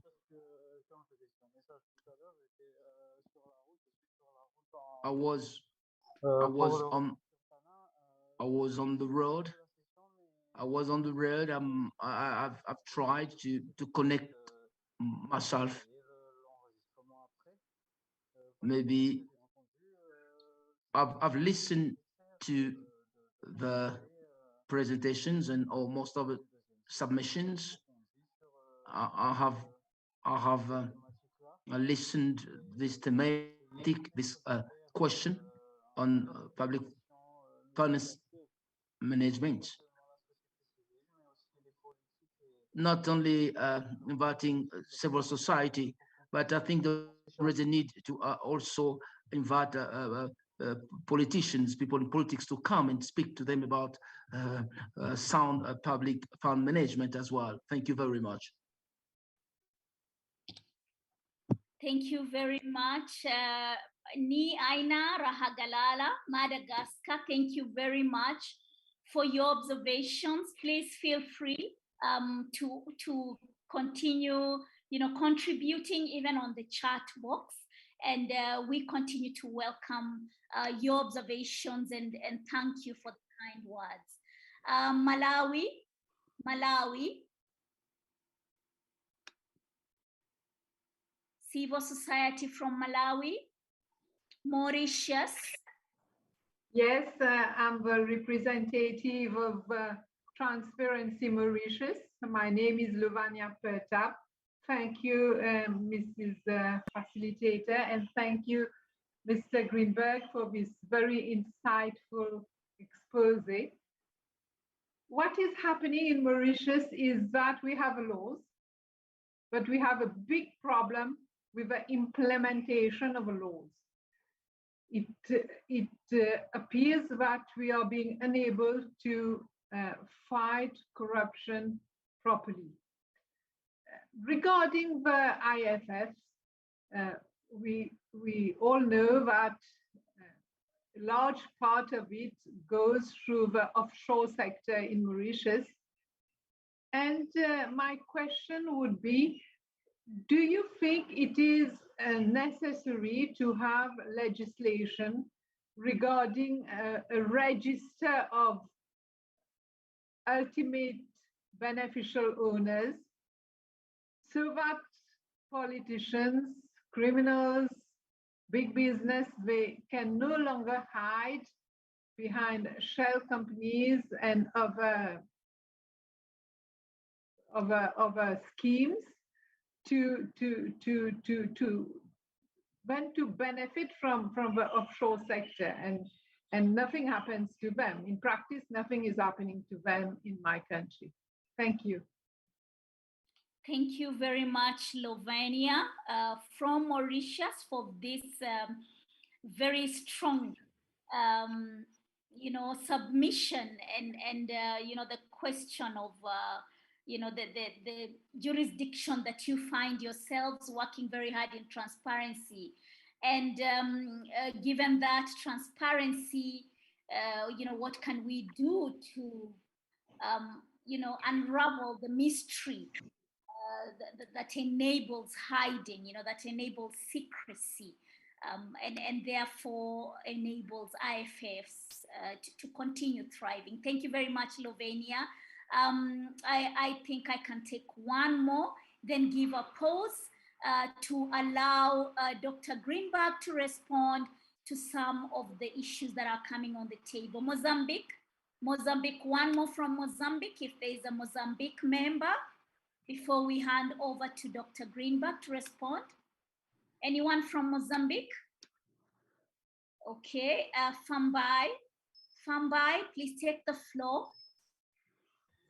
Thank you, Madam, distinguished participants, everyone. This is an important process, a strengthening one for all of us. Just two questions to our distinguished drafter around the section on the SDG budget. In principle, it does make sense, but what is the incentive for governments to align their development processes to the SDGs? And indeed, is there potential for us to consider other African or especially in SADC homegrown development standards and indicators, at least to prioritize those under Section 60, in addition to the SDG framework? My second question to our distinguished drafter is on the possibility of a peer review mechanism built in so that different governments in Southern Africa can also hold themselves accountable to each other for their performance around key PFM objectives. Thank you very much, Fambai. Thank you very much, Fambai, for this, very precise questions. I believe Dr. Greenback has already taken note. The incentives behind SDG financing, considering homegrown indicators based on other frameworks that are available on the African continent or even at the subcontinental level, peer review mechanisms for mutual accountability. Allow me, Dr. Greenback, to take one more from Lacerda. Lacerda, please take the floor. Yes, good morning. I don't know if you can hear me properly. Yes, you're clear. Yes. Proceed. My name is Lacerda from Mozambique. I am working on the Academy of Study of Development. Just to appreciate and welcome this process, we acknowledge the role of model law will play in enhancing transparency in public finance management. However, I didn't hear much on the role of tax and transparency in the tax revenue generation, allocation, and use. I think that the focusing on those issues would ensure the countries to raise more revenues and the sustainable and yes, it can be able to also clear their debit burdens. So I should like to hear, for instance, this angle or from the speaker on that side. Thank you. Thank you very much, Lacerda. I think this is a very good question on the piece of revenue generation, because we are largely conversing around management. So there is before we get to manage, how do we increase opportunities to expand the envelope, and also the important piece of managing the debt burden. Thank you very much, Lacerda. At this point, I take a pause and invite Dr. Greenback to take the floor on these issues that have been raised. Over to you, Dr. Greenback. On the points made by the distinguished delegate from Zimbabwe, I respectfully agree with everything that she said. In relation to implementation strategy, which fundamentally revolves around the domestication process and the post-domestication process, Madame Secretary General may wish to address this in her closing remarks to today's consultative forum, but I fundamentally accept that laying out the provisions in the model law is not the end of the story, it's the beginning of the story. We can do it in a way that invites orderly and effective implementation, but the domestication process is ultimately within the hands of each SADC state. In relation to her observations about parliamentary committees and in particular capacity building for parliamentarians, I'm not immediately clear what legislative provision on the face of the model law could be made to support the capacity building process, which is clearly a very important one. But if she has any suggestions as to what could properly be said within the envelope of this law, or perhaps in guidance emanating out of this law, and she were able and willing to note those in a brief written submission, I would be enormously grateful, and I and Madame Facilitator, the rest of the technical working group, will certainly make it a priority to consider her pertinent observations. In relation to the submissions of the distinguished delegate from Madagascar, he will be delighted to know that as part of the consultative process, we are already taking many steps to involve politicians in the way that he suggests, and the Secretariat will be able to give him more details of the politician engagement process in which we have been involved. In relation to the comments of the distinguished delegate from Mauritius, I am personally quite attracted to the notion of beneficial registers. Most of the jurisdictions in which I work have an increasing set of obligations for disclosure of beneficial ownership. But I say to her with a certain amount of trepidation that I fear that provision belongs in the corporate code of each jurisdiction. It is not inherently a public financial management issue. And therefore, while I completely agree with her that it is an essential prerequisite for the proper operation of the public financial management system, it is a requisite for inclusion in the corporate registration provisions of each jurisdiction. In relation to the comments made by the first distinguished delegate from Mozambique, I think the straight and honest answer to his question in relation to incentivization for alignment with the sustainable development process, I think the honest answer is no. Again, what the Public Financial Management Bill model law can do is ensure the transparency and accountability in the process of the budget to enable such incentivization as has been achieved to be monitored, tracked, and enforced. But the incentivization itself has to come at a political local level, and I do not think that anything in the model law could provide that incentivization itself. But if he feels that is wrong, I will again be enormously grateful for any written submission suggestions that he cares to make, and I and the technical working group will give them the fullest consideration. The same goes on his point about peer review. I'm a little bit nervous about that, I have to say. I'm a little bit nervous about the constitutional autonomy implications of a peer review system for financial management. In my experience, the principles underpinning that are achieved through the international convention mechanism, and he will have heard that we require an international commitment statement to be included in the budget statements in that part of the model law.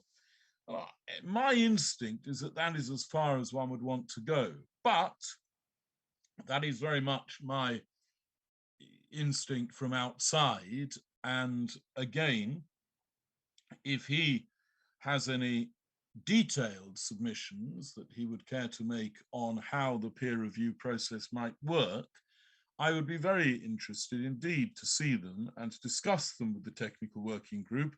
But I wish to be honest and open with distinguished delegates this morning, and I therefore feel it only right to accept that it's incumbent on me to express a certain nervousness in relation to that suggestion.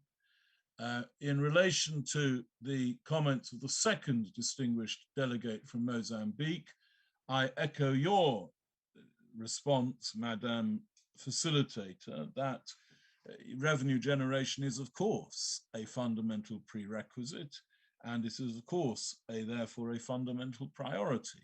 Again, it is not something on which the model law itself will necessarily have a lot to say, but one of the reasons for articulating at the beginning of the model law in the way that I showed distinguished delegates the correlation between fiscal policy and expenditure policy is to make that clear that you can't spend what you haven't acquired. So I very much agree with the principles underpinning his observation, and I think they speak to the fundamental expressed principles of the model law, but not to any of the specific provisions later on in later parts of that law.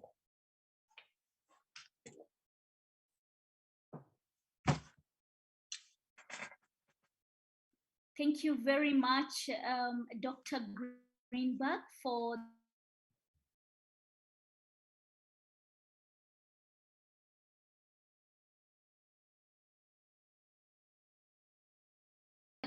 participants. You're welcome, you know, on every point that has been raised to make written suggestions.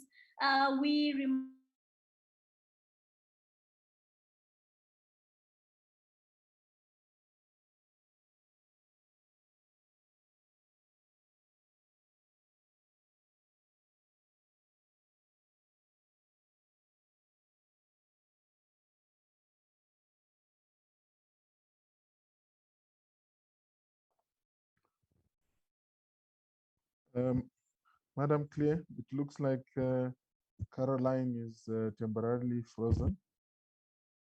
Forgive me, distinguished participants. I think we had an outage. We had a slight outage on the internet. Forgive me as I appear frozen in one. I hope you can hear me. I was just thanking Dr. Greenback for the comments and the responses. Please feel free to share your written submissions to the Secretariat so that we can have your input considered by Dr. Greenback and the technical committee. At this juncture, we wish to recognize the next set of countries. I can see Rangarira Ichkova has the hand up. Please take the floor, Rangarira. The floor is yours. Okay, thank you very much, Madam Moderator. Firstly, I would like to appreciate the efforts being made by SADC Parliamentary Forum to come up with a model law that will see improvements in the management of public funds. So having read the model law, I have seen that there's been focus on debt. And when we talk of public finance management, you also need to consider how resources are going to be mobilized. In the beginning of this workshop, we talked about illicit financial flows and domestic resource mobilization. But however, in the model law, I haven't seen sections which stress on domestic resource mobilization. I would like to know from the drafter, to what extent is this model law going to include or assimilate some of the recommendations aimed at improving domestic resource mobilization? For example, we have the high-level panel report on illicit financial flows. It details specific recommendations that African countries should implement to improve domestic resource mobilization. And last year, we have the UN FACT panel report, which also complements the high-level panel report on illicit financial flows in terms of improving financial transparency, accountability, and integrity. To what extent is this model law going to include the aspirations of these reports to ensure improved domestic resource mobilization? And then secondly, on tax transparency, to what extent is this model law going to improve tax transparency, specifically on expenditure reporting? We have seen that most of our countries are giving tax incentives to investors as a way to attract investment. But as citizens, we need to know how much we are losing through tax expenditure. So as a suggestion, the functions of the ministers of finance should also include the production of tax expenditure reports, and these reports should be publicly available and should also be debated in Parliament, just like the way we see our parliamentarians, debating on our budgets. I think for now, those are my submissions. Thank you. Thank you very much. Thank you very much for this excellent points on domestic mobilization, so domestic resource mobilization and tax incentive, the tax incentives and rather the implications that has, how much are we losing? Do we have transparency? Even though these are methods that are being used to increase or entice investment into our countries. I think that's a very good point. So you can just hold on a little bit on that, and let us have Namibia.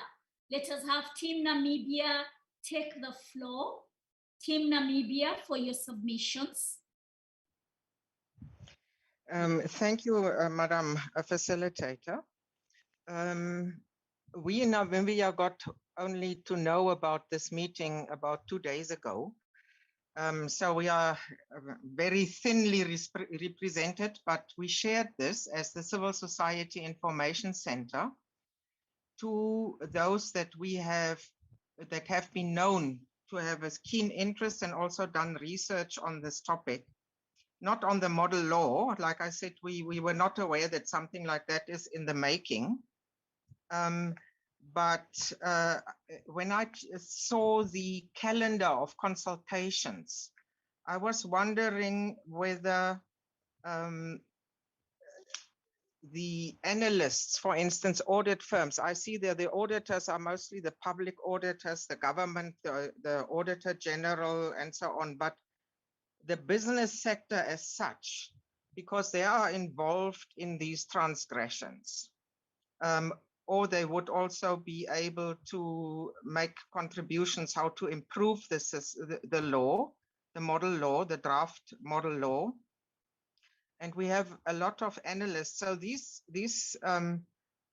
individuals and organizations I would have liked to see also participate. Like I said, I have contacted them and they have indicated keen interest, but they were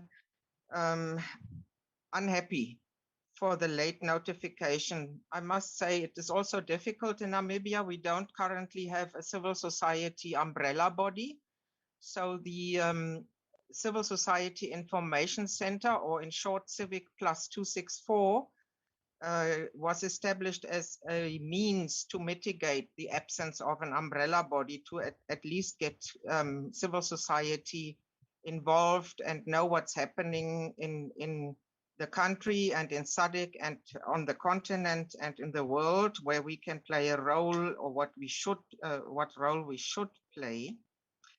I was also thinking the concept note was very informative, but I was wondering whether it would be possible to share, because there's just mentions to say so many SADC countries don't do this, or so little countries do that. Is it possible to maybe get the information regarding which countries fall short? And if that is too uncomfortable, then maybe just give us the Namibian research results that we know where we fall short, so that we as civil society can take this up. Then there was, Namibia has just recently decided to establish a sovereign wealth fund. And I was thinking, should that also be covered by this draft model law? Because in our latest budget, there has been money allocated to go into the sovereign wealth fund. The other thing is, one of the colleagues mentioned the African peer review mechanism. I was also wondering, could the local country-specific national governing councils of the APRM not also be included in consultations, because what the model law is trying to improve is also partly covered by the African peer review mechanism. And we in Namibia, for instance, did, through the pressure that we as civil society put on the president, because the president is appointing the National Governance Council, we made sure that there are also civil society representatives there. So it's a pity that we were not able also, I sent the invitation to 2 of them, but we left out 1. And then the other issue in Namibia is that recently there's a lot of hype around oil discovery and also the green hydrogen. So we will watch this very closely, but it would be nice if this draft model law would help in that area.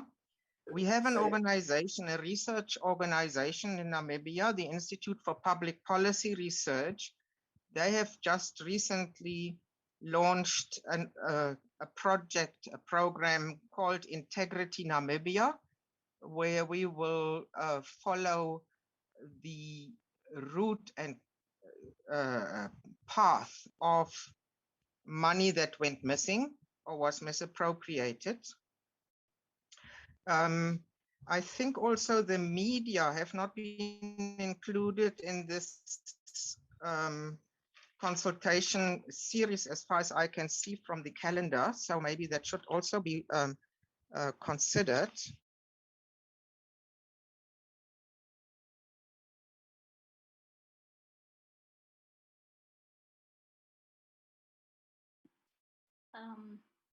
Did we lose Carola? Carola, can you hear us? Carola? I think we lost Carola. Sometimes, sometimes the connection does go down. Maybe we could give Bradley an opportunity as we wait for Carola to come back to the floor. We will give her an opportunity to finish her remarks. Bradley, could you take the floor, please? Bradley, unmute, please.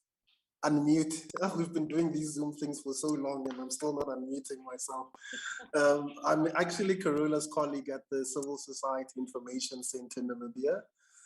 But just on this as well, in addition to what Carola was saying, I'm in no means an expert on this, but if you look towards the end of last year, one of the research civil society organizations or think tanks that works on this released a paper on public fiscal management, and they've actually outlined a whole lot of issues and recommendations as well. What I've done is I've put inside the document or the paper inside the chat space. So if you're looking for some accurate information on Namibia and public fiscal management, I would highly recommend that the paper is consulted as well. I think that's it. Thank you, Madam Moderator. Thank you very much, Bradley. Thank you, Team Namibia. Once we have Carola back on board, we will give an opportunity. I think she had made very incisive observations and even recommendations on expanding the portfolio of consultation to cover probably another round of civil society, include the private sector, have a deeper dive with the media, and issues of even maximizing on the national governance systems that have been created by the Africa peer review mechanisms. Of course, additional risks or issues that are in the horizon, the green hydrogen, the oil, the opportunities that the Institute for Public Policy Research presents, and so forth. And even the challenge of not having the umbrella organization. But once again, we recognize and really appreciate the role that Civicus is playing to bridge that communication gap and ensure that there's conversations going on. At this juncture, allow me to call in Seychelles, civil society members from the Seychelles. The floor is yours. If you're in the house, kindly take the floor.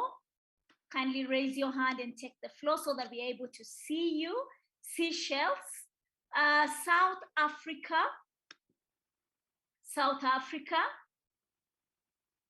Tanzania, representatives from Tanzania.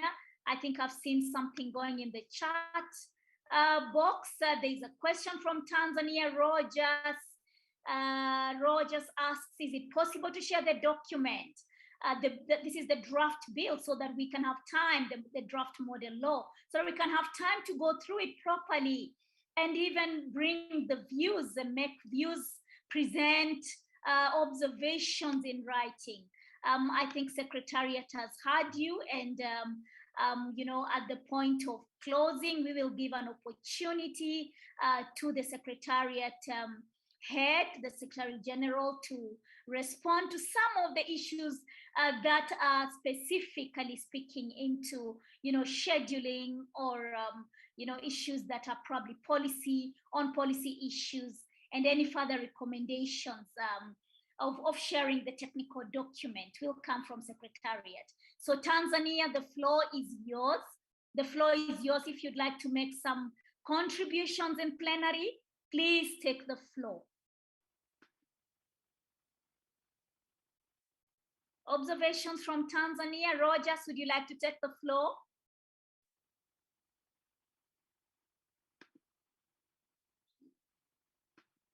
Rogers, can you hear us? Hello. Yes. Yes, Madam Moderator. My name is Rogers, as you said, from Tanzania. Currently, I have no observation. I think I'm waiting to hear from the General Secretary if will allow us to have time and go through the document and bring the recommendation through even in writing and so.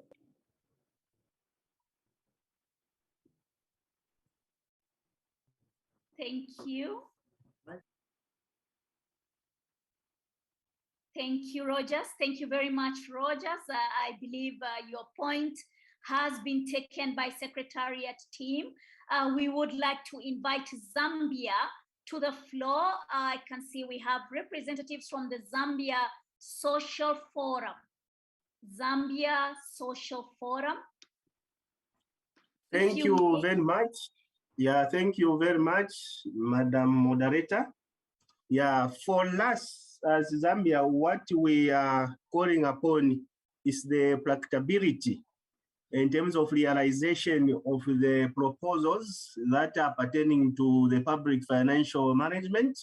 Yeah, we understand that countries have got their sovereignty in terms of how they do manage in terms of public revenue, as well as managing the debts and so forth. But what we have seen from the different reports and also other practices from among member countries within the SADC region is about issues to do with the realization of the documentation and recommendation that always comes through such forums like this one. I think it will be very prudent and for everyone involved, especially the public, if at least most of the things, the recommendations and actions can put into actions. Because much as we always say that if things that have been elaborated on and recommended, if nothing has come to realization, then which means even the social struggles and advocates around good governance cannot properly have upheld. So I think for us, we are calling upon all the policymakers and other key factors, partners as actors involved to ensure that the things that are coming as recommendation are fully realized in the interest of public accountability. Because if public accountability is lacking, then which means the triple efforts in terms of sustainability in different social sectors, such as health, social, management, and other pertinent social deliveries cannot be properly enhanced. So we are calling upon all the SADC governments to ensure that they have one flat horizontal kind of realization. If Zambia, as pertaining to the recommendation that is coming from this platform, for example, Malawi adopts the same, Zimbabwe adopts the same, Mauritius adopts the same.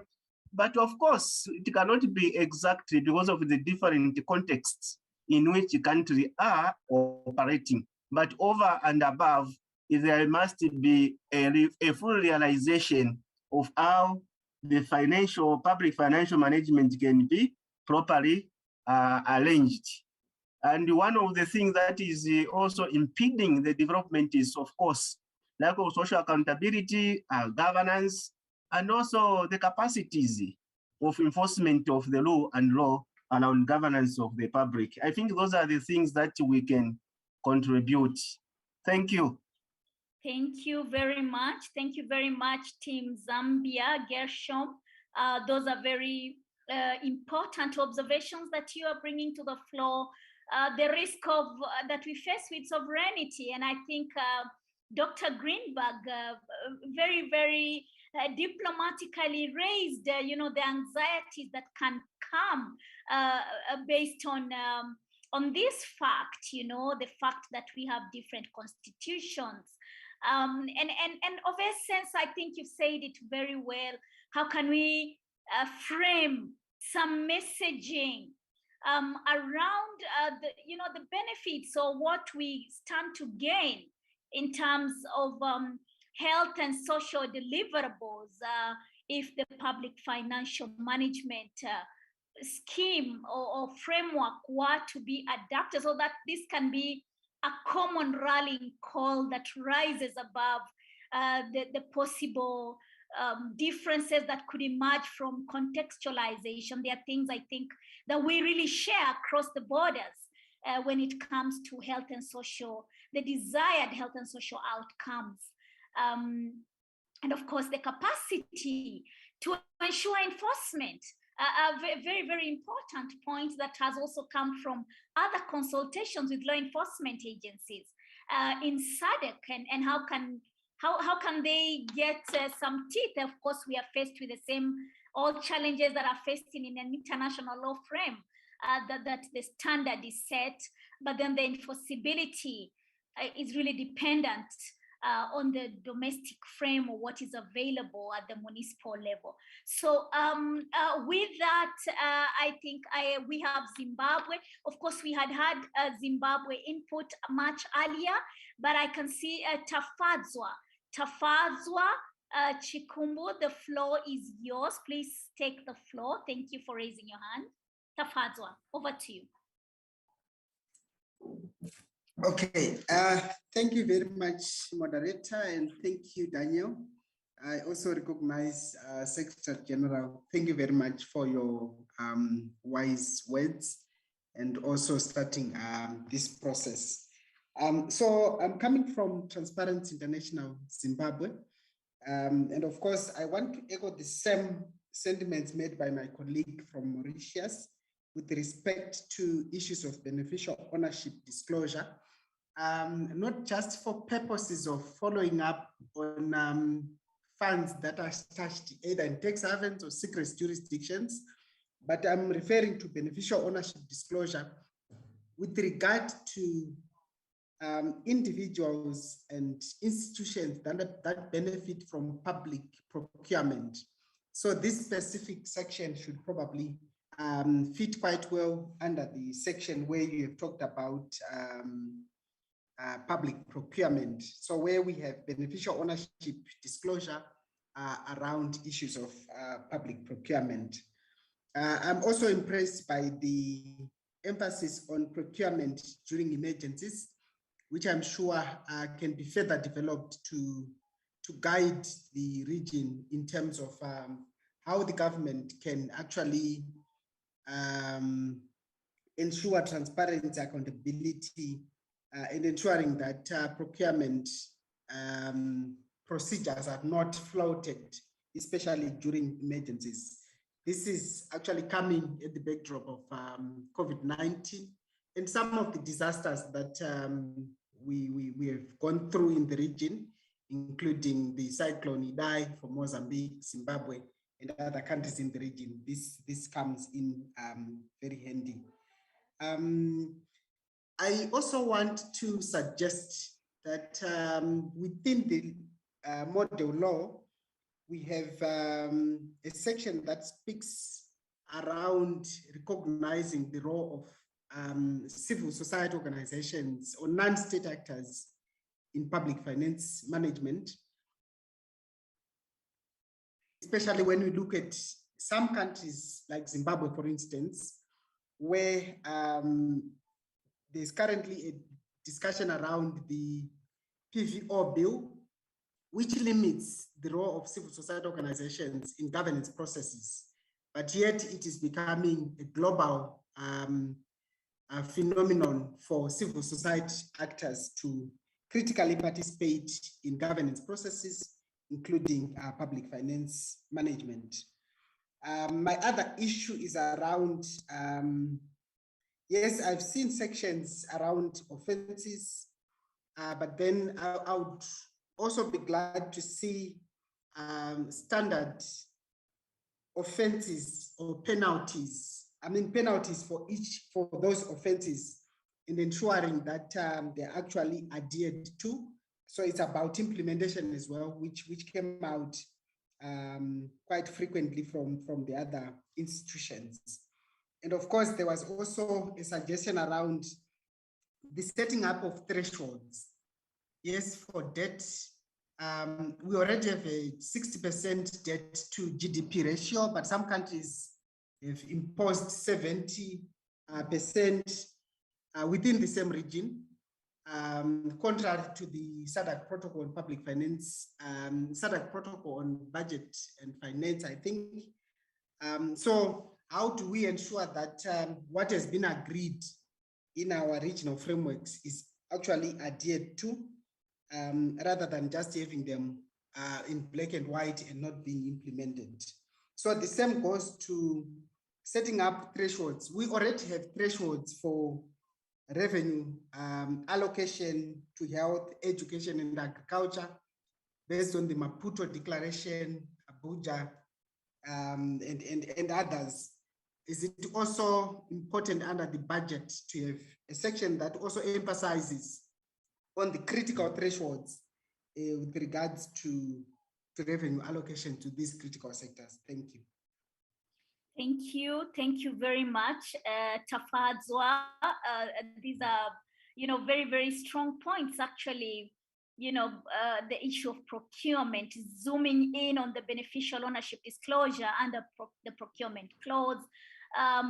Emergencies. I think this was a global issue of concern, especially with the history of COVID, the very recent history. We don't call it history because we are living through it. What COVID-19 has taught us, but other humanitarian situations as well are at risk. I mean, this issue still presents a major challenge. The role of non-state actors, the consequences. Are this, could this be articulated more and so forth? I think Dr. Greenback has really taken the points. I can see, Tafadzwa, you fired up the floor, and I can see Lasarda and Lucide wishing to come back to the floor. We will give the opportunity to Lasarda and Lucide. First, Lasarda, please take the floor, then Lucide, and then hand over to the legal drafter to make responses. Thank you. Thank you, Chair. I did my first intervention. This second one will be like a short brief, because I'm a bit wondering, because they said that we don't have a Portuguese translation. So my concern now is the SADC-PF is going to organize another meeting in Portuguese for us coming from this country, which really English is not our main language to discuss the issue, because I know that many inputs can be not included because of the language barrier, and I know the SADC, Portuguese is one of the SADC languages. So that's my concern as a Mozambican, and I will appreciate if the SADC-PF can take that into consideration. Thank you. Thank you very much, Lasarda. Very well noted. Sincere apologies for that challenge. The Secretariat team, I believe, has taken note of that and will respond favorably, including, making sure that, if the opportunity provides for an ongoing, another conversation, then that will be communicated to you. Lucid was our last, but I can see Chipiwa would like to say something. So can we have Lucid and then, okay, guys, I can see the floor is going on fire. Can we just have a minute for Lucid, a minute for Chipiwa, a minute for Julie, because it's getting very active, so that, Dr. Greenback is, able to respond to all your remarks at a go. Lucid, over to you. Thank you very much, the facilitator, for the chance. You see, I understand that this instrument that we are discussing today is a law of order and means of avoidance to public financial management anarchy and strife in the Southern African region. So it is interesting to note that this law is coming at a time Africa is implementing the African Continental Free Trade Area, at a time where we are talking of the AU Agenda 2063, at a time where we are also talking of the United Nations Sustainable Development Goals, at a time again where African Union is implementing the digital transformation strategy. So the law we are discussing today will surely be a success in a continent that embraces the digital era we are in today. It will be a success in a continent where there's a free movement of goods, service, labor, and persons. It will be a success in a continent with one single currency, like what the African Continental Free Trade Area is trying to do. In a continent, again, that break the digital divide. Again, in a continent that ensure Africa's ownership of modern tools of digital management. So I am of the view that it's obviously going to be a challenge for the modern law to respond to constitutional modern realities, like what the presenter said, in each member countries, because of the difference in levels of development and democracies in Southern Africa. And again, the great majority of rules of international law are generally observed by all nations without actual compulsion, for it is generally in the interest concerned to honor their obligation under law. It's all about national interest. So my policy advice is that there's need for formal strong institutions responsible for law enforcement, because without them, the law won't be a success. So there's need for a set of rules that seeks to control states and citizens in their actions if this modern law is to achieve its goals. So all international relations involved in this, or all international players involved in this law, are required to cooperate fully to make this law more effective, as it is based on common self-interest. So that's why it is so interesting to see that civil societies are involved. The media also need to be involved. The lawyers, they need to be involved. And amongst other institutions within, even the academics need to be involved. I thank you. Thank you. Thank you very much, Lucid, for reminding us the setting, the context within which this law finds itself, and the time in history that this law finds itself in Africa. In between all that is going on, but most importantly, how do we support the honoring of obligations in the face of national interests? Very important political question that we have taken note of.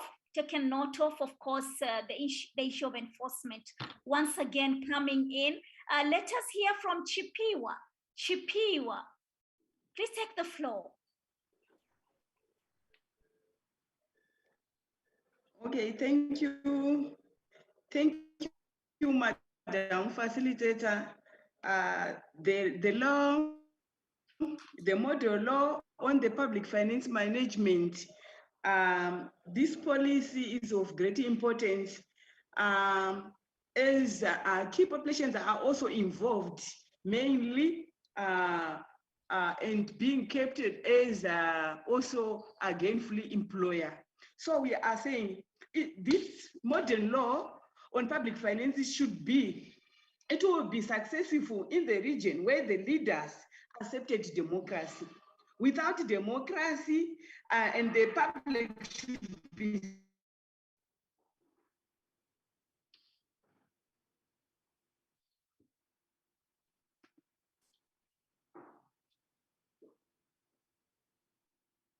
Chipiwa, did we lose you? Madam Chipiwa, can you hear us? Hello, Madam Chipiwa. I think we lost Chipiwa. Cooperating also included during the adoption rather than hello? Yes, yes, we lost you for a moment. Please proceed. Please proceed. Madam Chipiwa. I think we've lost Chipiwa. We've lost Chipiwa. We will follow on her remarks. Julie, please take the floor. Thank you very much, Madam Facilitator. I'm with the Partnership for Social Accountability Alliance, which is a consortium of organizations, including ActionAid International, the Eastern and Southern Africa Small Scale Farmers Forum, SAFAIDS, as well as the Public Service Accountability Monitor, PSAM. And we're running a project which looks at strengthening social accountability in health and agriculture in Southern Africa. And I think we really applaud the efforts that SADC-PF and Dr. Greenberg have put into developing this model law and all the great work that's gone into it so far. So my question is around the disconnect between international commitments and budgeting. I know this is mentioned, I believe, on page 13 and page 20 of the model law document, just in the PDF page numbers.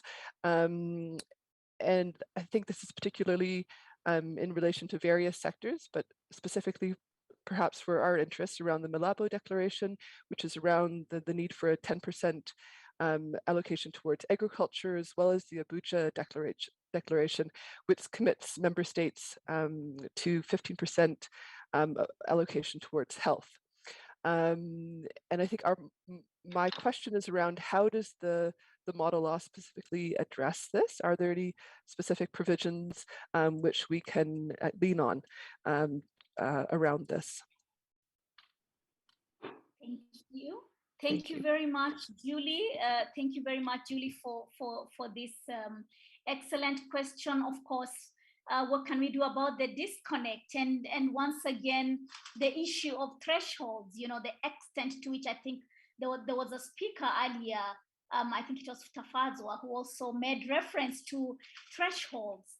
And, you know, what can we do to ensure that commitments that have been taken, Malabo, Abuja, and others, are really respected insofar as, you know, this opportunity provides. I think with that, Lucid, I think you had made contributions, so maybe you could lower your hand if it's not an additional comment.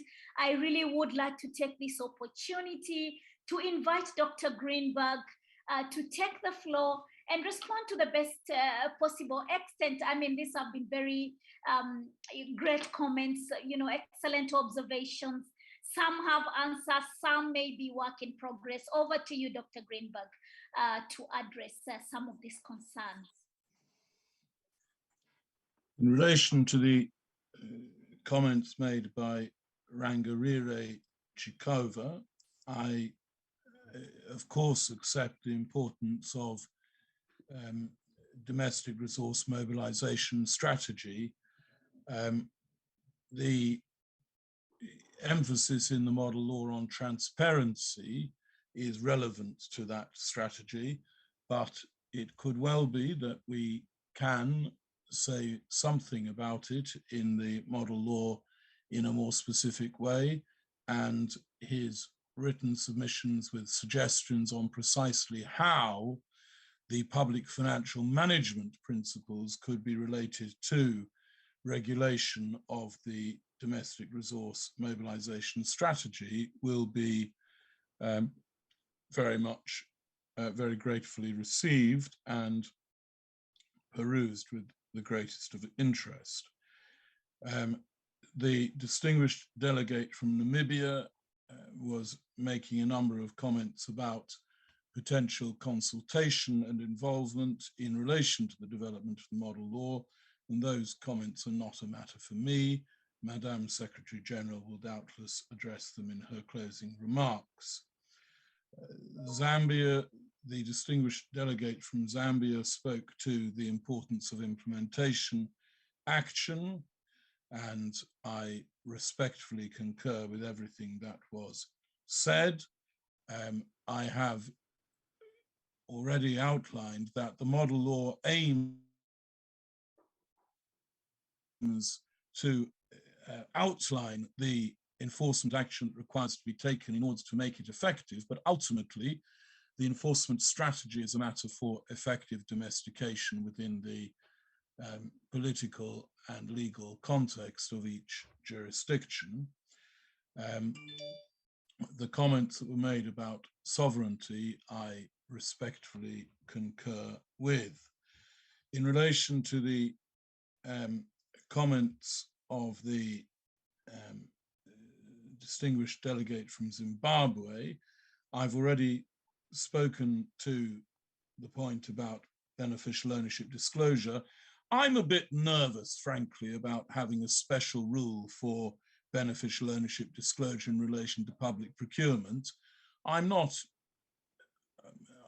against, obviously, considering it, and I'm in the hands of the Parliamentary Forum, the Technical Working Group in the matter of the policy. But I'm very nervous about it because the reality is that the opportunities for illicit financial flow through beneficial ownership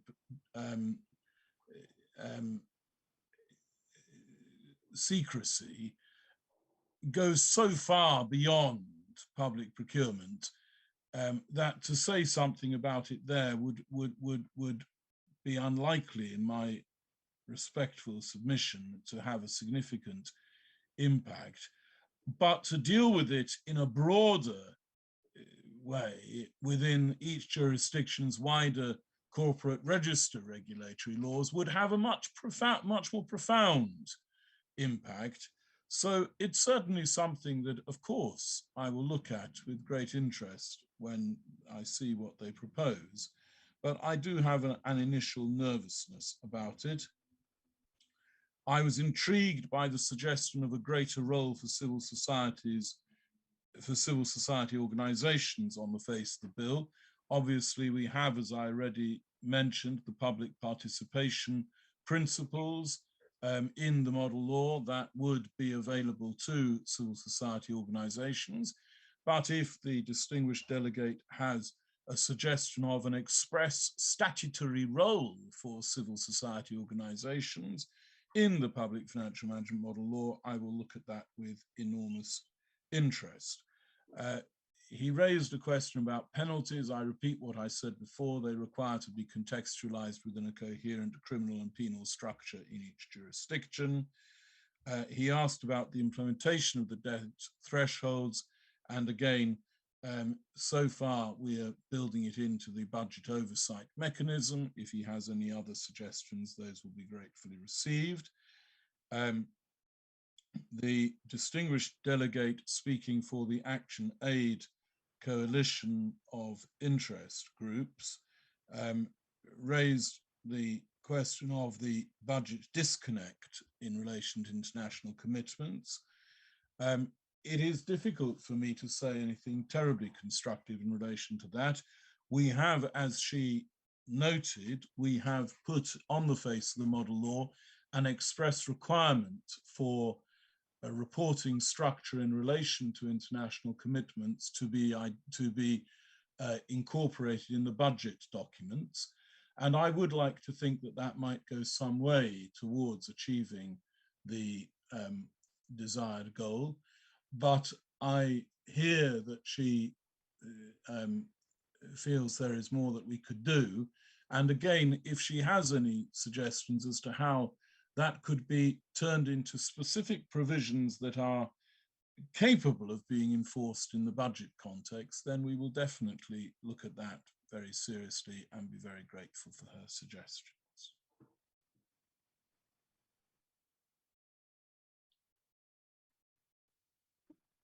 Okay, thank you very much, Dr. Greenback.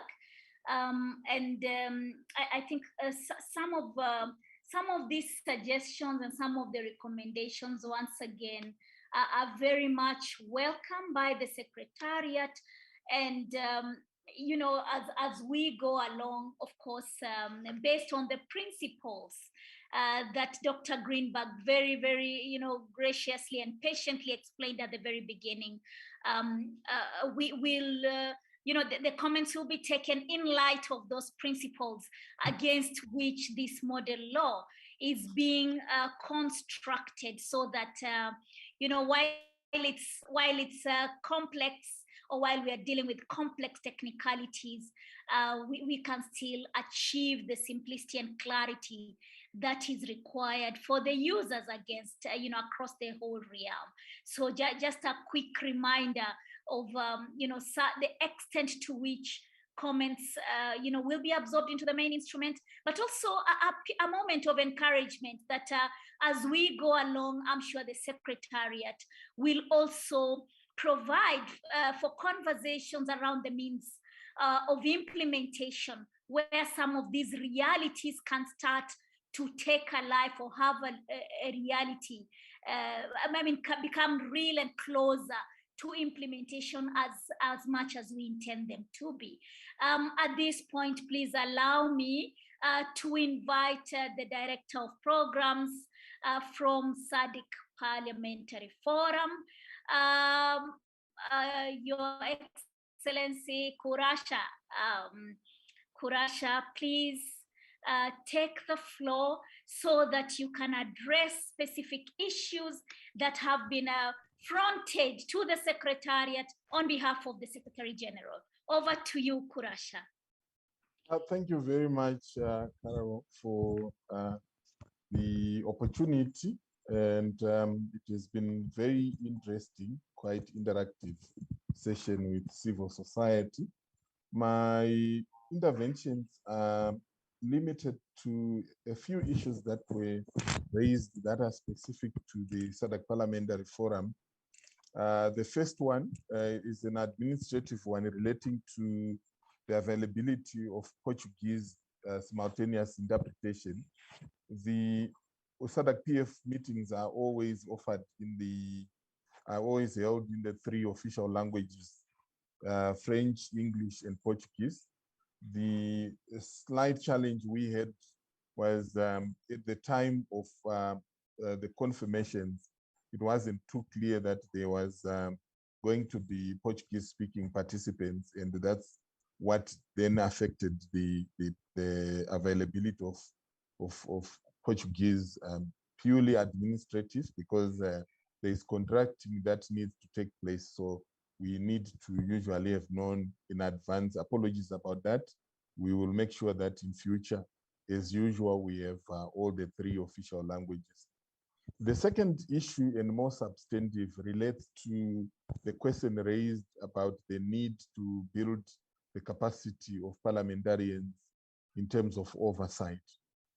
This is an important matter in the context that when you look at the SADC-PF strategic plan, strategic objective 3 is very clear about the need to capacitate parliaments and parliamentarians in terms of skills, in terms of competencies, in terms of knowledge.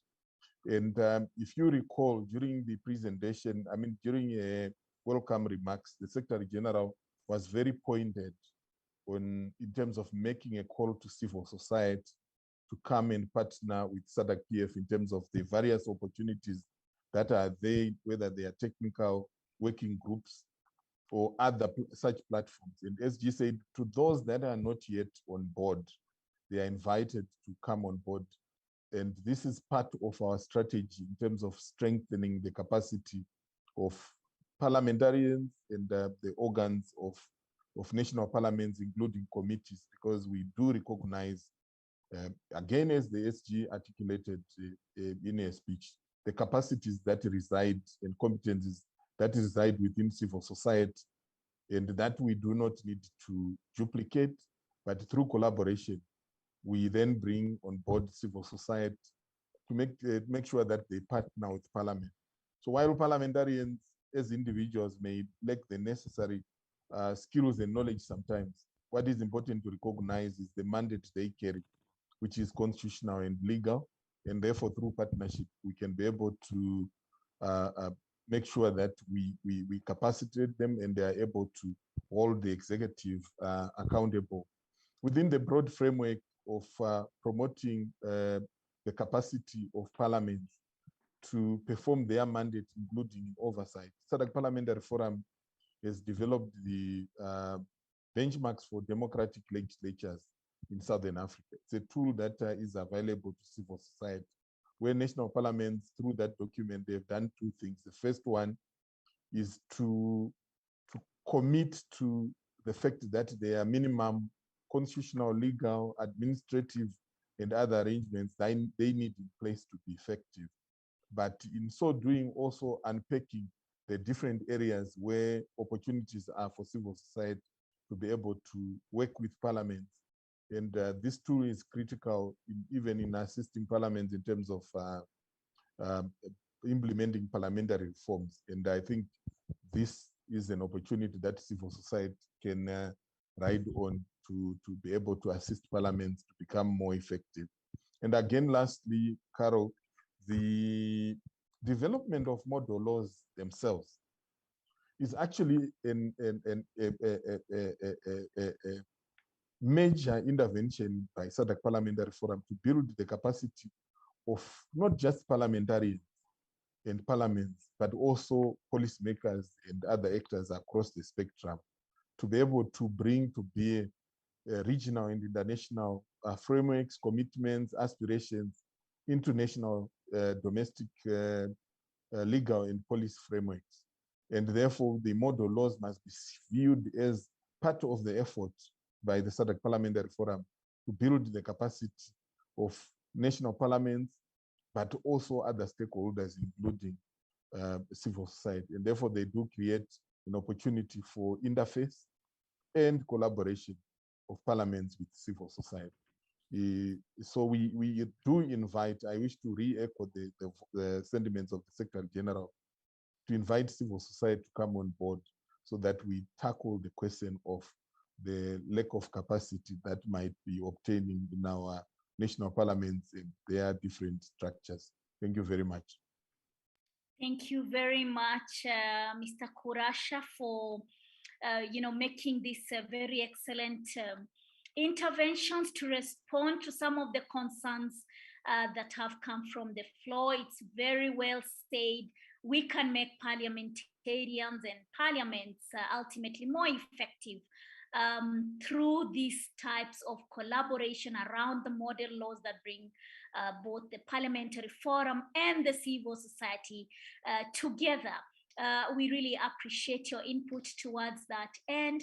And at this point, distinguished members, I wish to really thank you for being very active on the floor. We would like to bring the plenary session to a close. Of course, the chat box continues for the next few minutes, but the email boxes are open for you to continue contributing. And we'd like to take this opportunity to welcome the Secretary General, Madam Boimo Segoma, to make the closing remarks. Over to you, Madam SG. Thank you very much. Are you able to hear me? Yes. Okay, thank you very much, Madam Moderator. And let me also extend my appreciation, as always. I'm never disappointed by, the leadership provided by our Dr. Greenback, who is assisting us in developing this particular model law. I'd also like to thank you, civil society colleagues, for coming in your numbers and ensuring that we are not left behind in terms of hearing from you, the people who represent the citizens of SADC and beyond. Your comments, your enthusiasm, and your guidance has been taken on board, and we will endeavor to ensure that we follow you where you are and ensure that we bring you on board to the SADC region for you to assist us in this regard. Madam Moderator, thank you very much for your able leadership as usual and representing the technical working group very well. I believe everybody else on this platform agrees with me. You've done a great job of bringing all the comments home and assisting us to engage effectively. Let me, before I close, just address one particular issue, which all the women in the region will never forgive me for if I do not do that. There was a question around feminization of IFF. I would like to agree with the participant who raised this issue on the chat and assure her or her organization, everybody else on this platform, that the forum agrees that we need more women and girls to speak on issues of illicit financial flows. This is another clarion call to say, let us join hands, because this is what the forum wants to build in the future, and it is in line with the forum's strategic plan. The challenge before us, colleagues, which I would like to invite you to come and assist us, is that the institution of Parliament, and let me just say our members of Parliament, are faced with a challenge. And the challenge is that they need to apply the knowledge and gender analytical skills in their day-to-day work of that or as executing their mandate. I'm very much aware that you have partnered with Parliament, some of you, and have been working with them to deal with the issue of how gender responsive budgets should be integrated. Let us work together with the committees of parliaments. Let us work with our members of parliament in their constituencies. Let us infiltrate the political parties, some of which most of us are members, and ensure that we overemphasize the issue of political prudence, which requires that members of parliament should be gender sensitive, because the majority of voters are women, and women yield a huge potential and power in ensuring that some of these issues are addressed as they are the main voters. We all know that the issue of gender responsive budgeting is possible.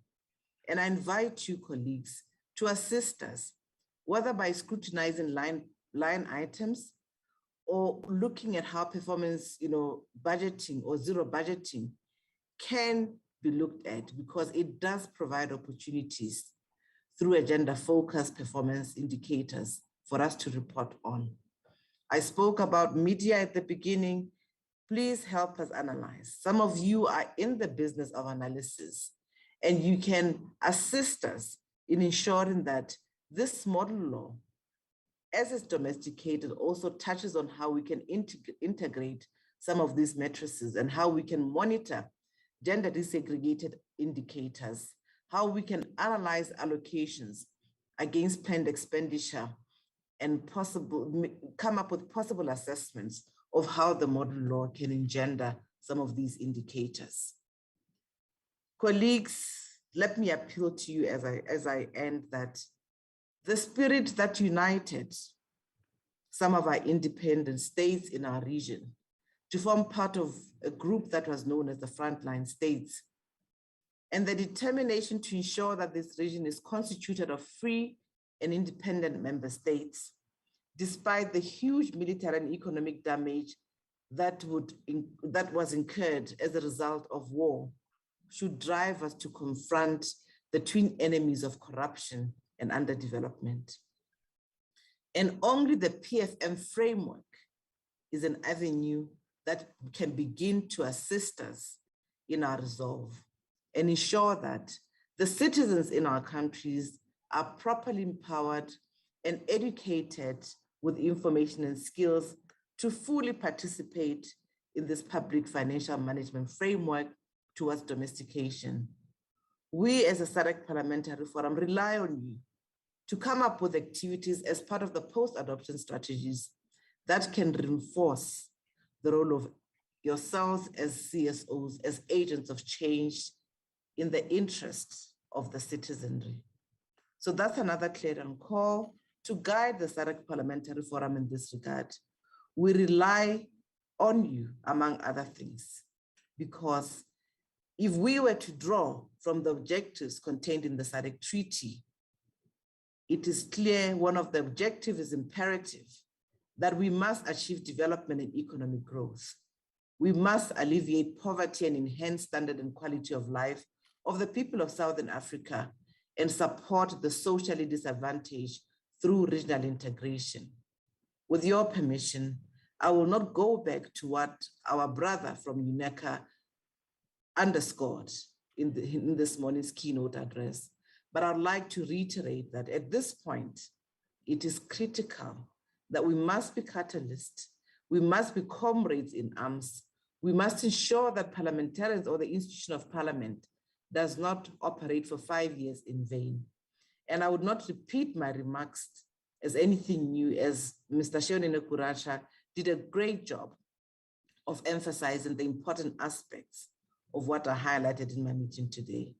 With these few words, I'd like to wish you a happy afternoon and thank you profusely for your engagement and your powerful comments that we will take on board and the technical working group will really look at in order for us to see how then some of your comments can form part of the post-adoption strategies in terms of how do we monitor some of the protocols and treaties and agreements that are there, and how do we engage under the pillar of participatory democracy.